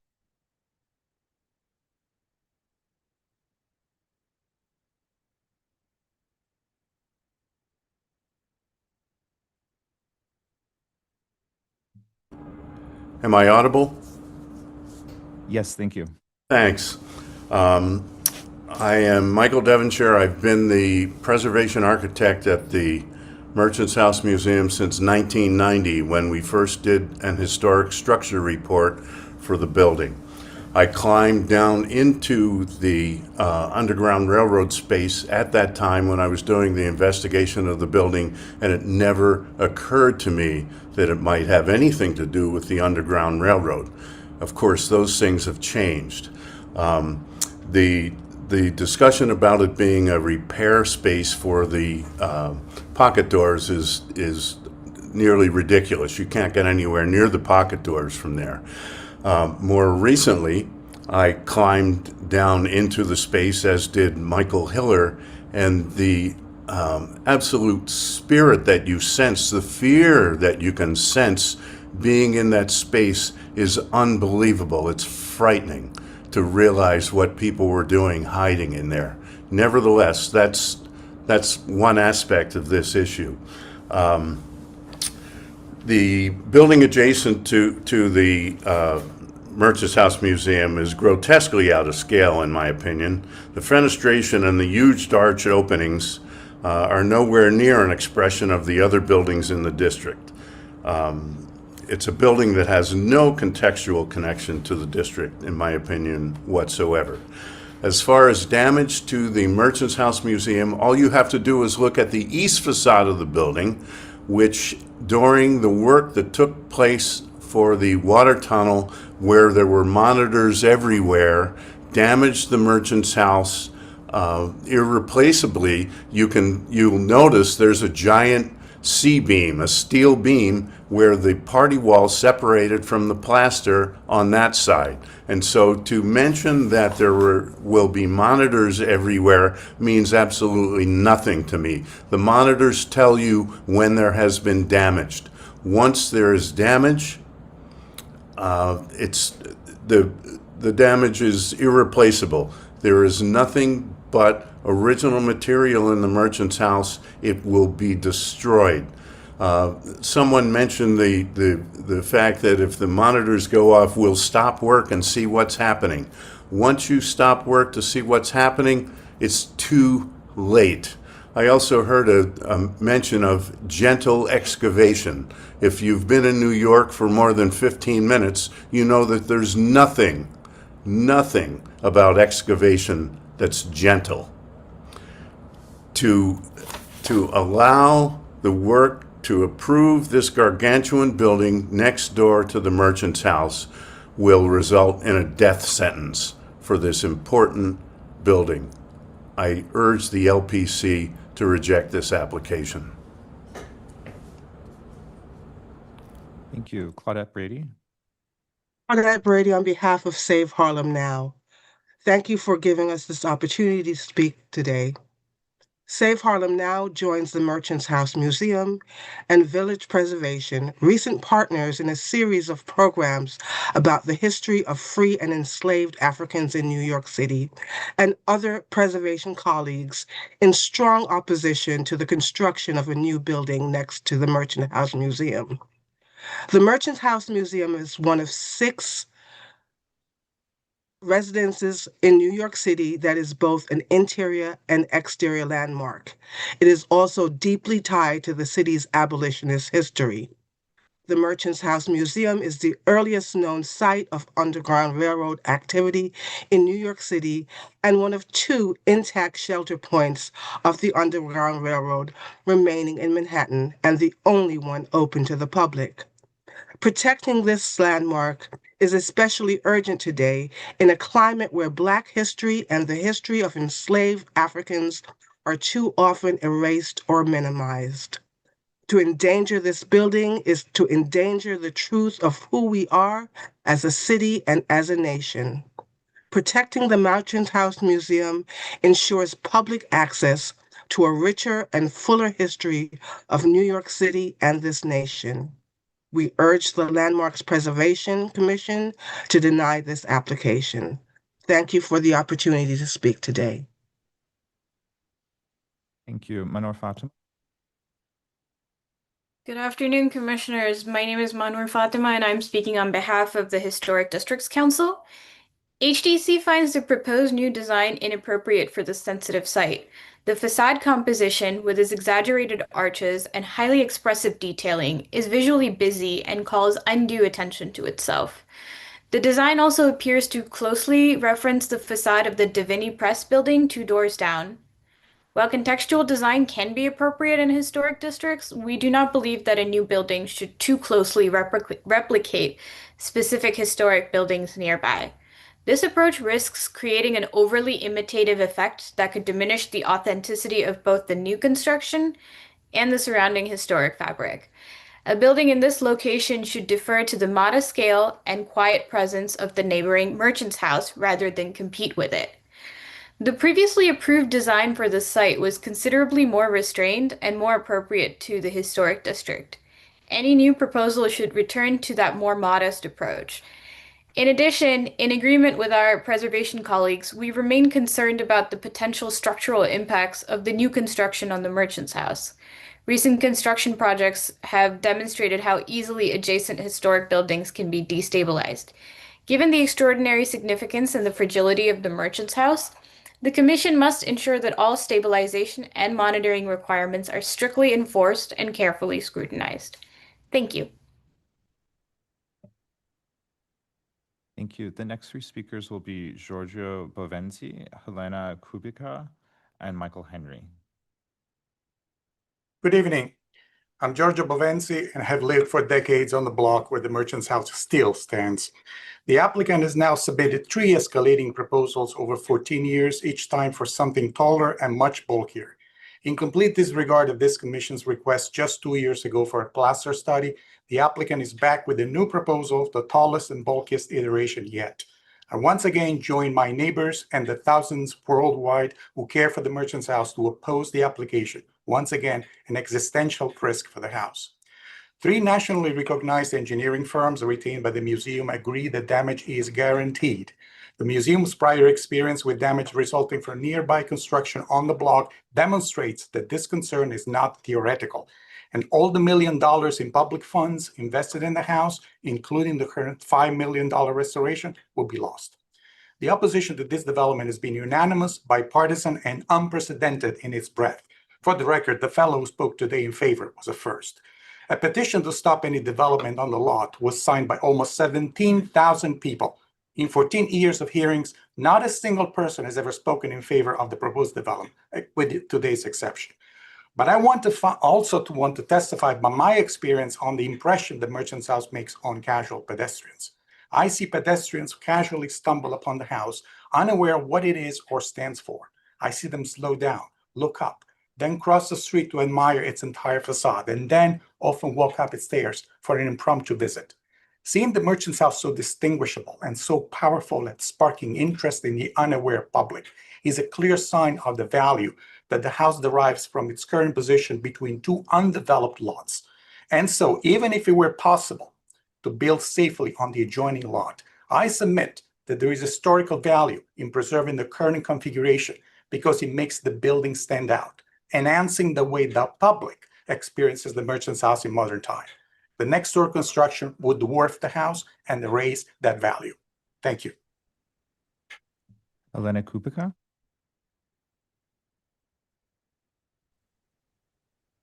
Hello, good afternoon. My name is Helena de Braganza, Kubitska de Braganza, and I'm submitting my testimony in opposition to the proposed commercial development at 27 East 4th Street.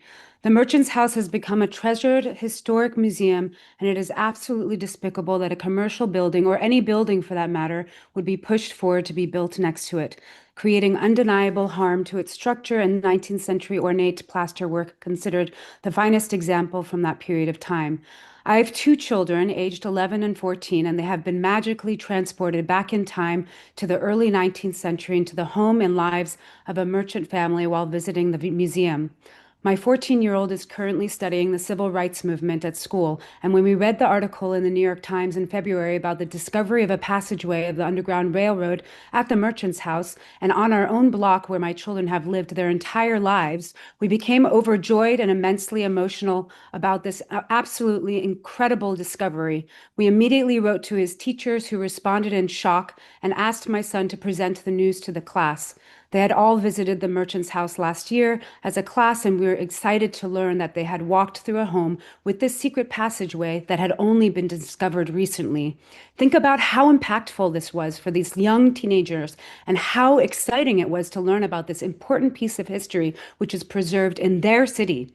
During this pinnacle moment in time, when history is being erased and warped by our current administration, this is the time when New Yorkers are rising up, and we need to protect our historic buildings and incredible histories led by brave New Yorkers like the original builder and tenant of the Merchants House, Joseph Brewster. Brewster was a wealthy white businessman and also an avid abolitionist at a time when New York was pro-slavery.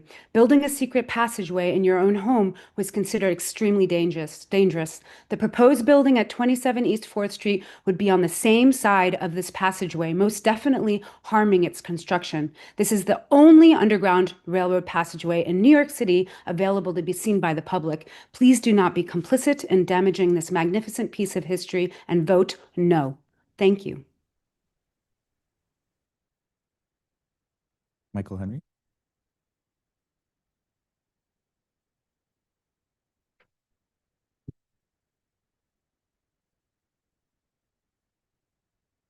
Michael Henry, you're invited to unmute yourself and begin your testimony.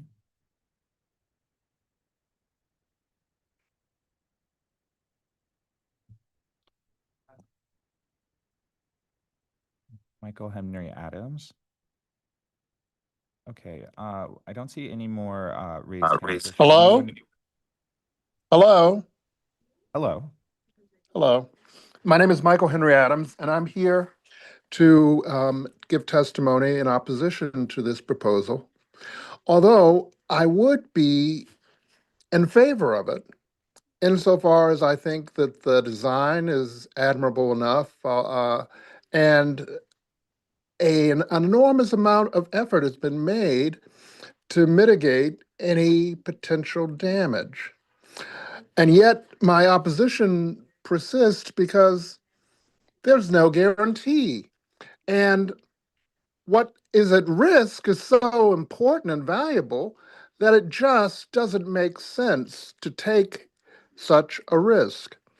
4 years ago, I was on 4 years ago, I was on CBS Sunday Morning extolling the value and virtue of the aesthetic qualities of the Merchant House. But now, of course, beyond that, it's been determined that there is an association with the Underground Railroad, something that exists in Upper Manhattan at 857 Riverside Drive, where the commission was not persuaded to intervene to protect a potential landmark, but something that's been identified here and which is so extraordinary that it simply is not worth the potential risk. And the city should buy this site adjacent to the Seabury Treadwell House in the same way that they did on Duffield Street in order to preserve this aspect of New York's history at the forefront of the abolitionist movement in the 19th century. And there should be no approval of this proposal, which puts all of that great history at risk unnecessarily. Hello?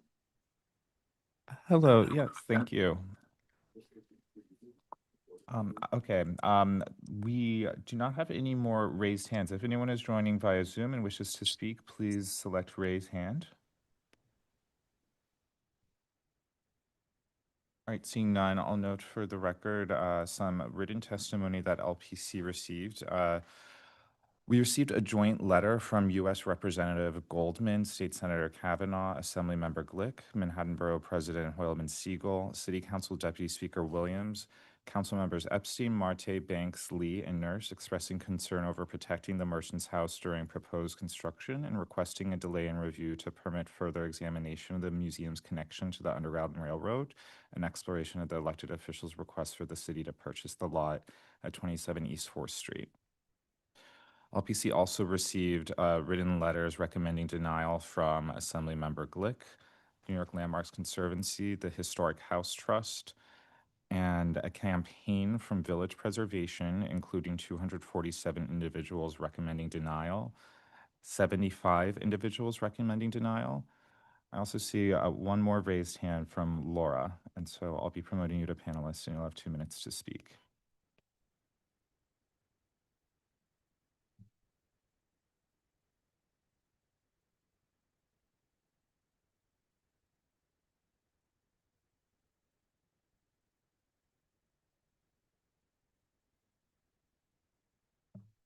Right, Laura, you may unmute yourself. Hi, sorry, it just took me a second to find the button again there.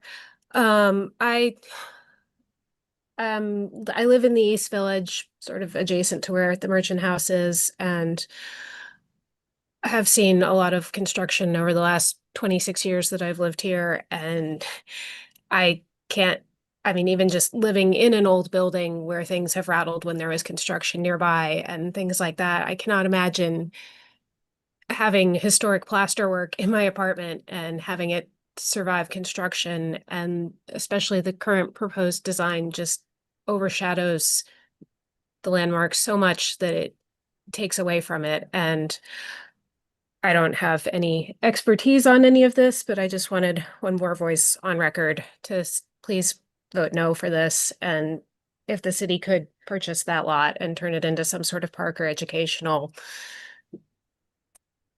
addendum to the Merchant's House, that would be a much better use of the space, I believe. Thank you. Thank you. I see one more raised hand from Frank Montalvo.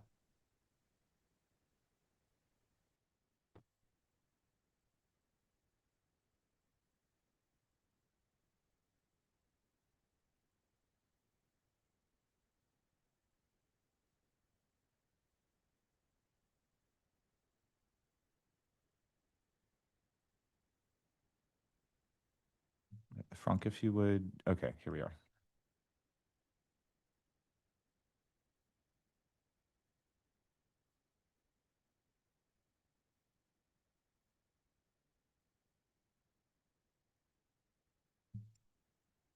If you could unmute yourself and begin your testimony.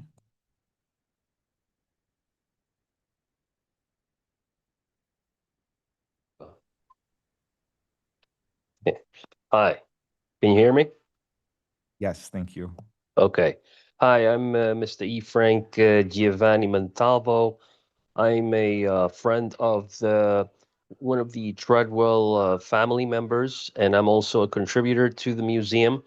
I was, as a child, was invited to the museum when I was approximately 3 years old in 1973 by one of the members of the Chapman Treadwell family combination, family member, and at that time they were rehabilitating the museum itself.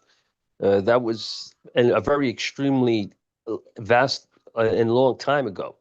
But over the years, I've visited the museum probably 12 times, and I would say that it's a very important location for uh, individuals, children, students, college graduates, anyone who is interested in the history of the museum and the history of the Treadwells, that to allow this project, this construction to go on, I believe is an injustice towards the heritage of the family itself, the symbolic understanding and acceptance of the historical perspective of the museum. And I think that allowing this construction to incur is a terrible waste of time for the city and for anyone who supports the museum like myself. And I assume that to to turn down the constructor's understanding at this time, or for any future meeting, I think should be considered, because if not, you will lose a very important site that has contributed for almost 150 plus years to the city of New York and to many citizens and onlookers alike. Thank you. Thank you. Do we have anyone else joining via Zoom who wishes to speak? Please raise your hand.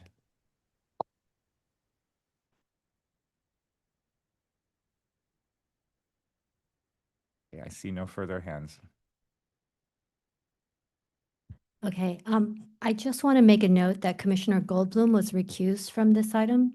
And as I said before, we're not going to take action today, and we're going to have our consulting engineer, Don Friedman, review the technical information and make a recommendation to the commissioners. So we'll bring you guys back in the near future.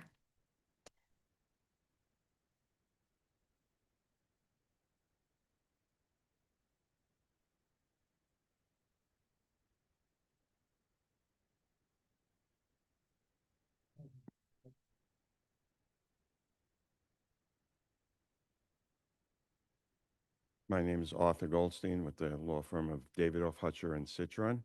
I'm one of the consultants for the Merchants Museum. Would just like to really encourage each member of the commission to tour individually or collectively. Be inside the museum to feel its history. There is so much at stake here. You have to judge, in my opinion, the risk here. And the risk is just too high. Please come and see the museum. Thank you. Thank you so much. Thank you to everyone who testified today. Okay. May I just ask a question? When will we have opportunity to respond to public testimony? Okay. Thank you. Okay, so what we're going to do now is we're going to close the hearing. Commissioner Akumbe, would you make a motion to close the hearing? So moved. Thank you. Commissioner Wilder, would you second that? Second. All in favor, say aye. Aye. Any opposed? Okay, so the hearing is closed. Thank you. And just before we wrap for the day, we did have to cut our agenda short, so I'm going to be reading a few items into the record. If anyone happens to be here in person that did wish to testify for those items, you would be given that opportunity, as will anyone that may be on Zoom. Those items are public hearing item number 10, LPC 26-00925, multiple intersections for the street plan of New Amsterdam and Colonial, New York, individual landmark. Public hearing item number 11, LPC 26-07944, 249 West 45th Street, the Imperial Theater interior landmark. And item 12, LPC 25-09125, 139 Thompson Street in the Sullivan-Thompson Historic District. Again, we are going to read all of those into the record today. However, they were not presented and will not be presented. That said, if anyone is here for any of those three items and wishes to testify, please make yourself known. Seeing that there is none, I'll ask Stephen Thompson to check on Zoom. Is anyone joining on Zoom wishing to testify on those three items being read into the record? I don't see any hands. Okay, great. So that concludes our public hearing and public meeting for March 17th, 2026. Thank you all for your participation, and we will see everybody next Tuesday, March 24th, for our next public hearing and public meeting.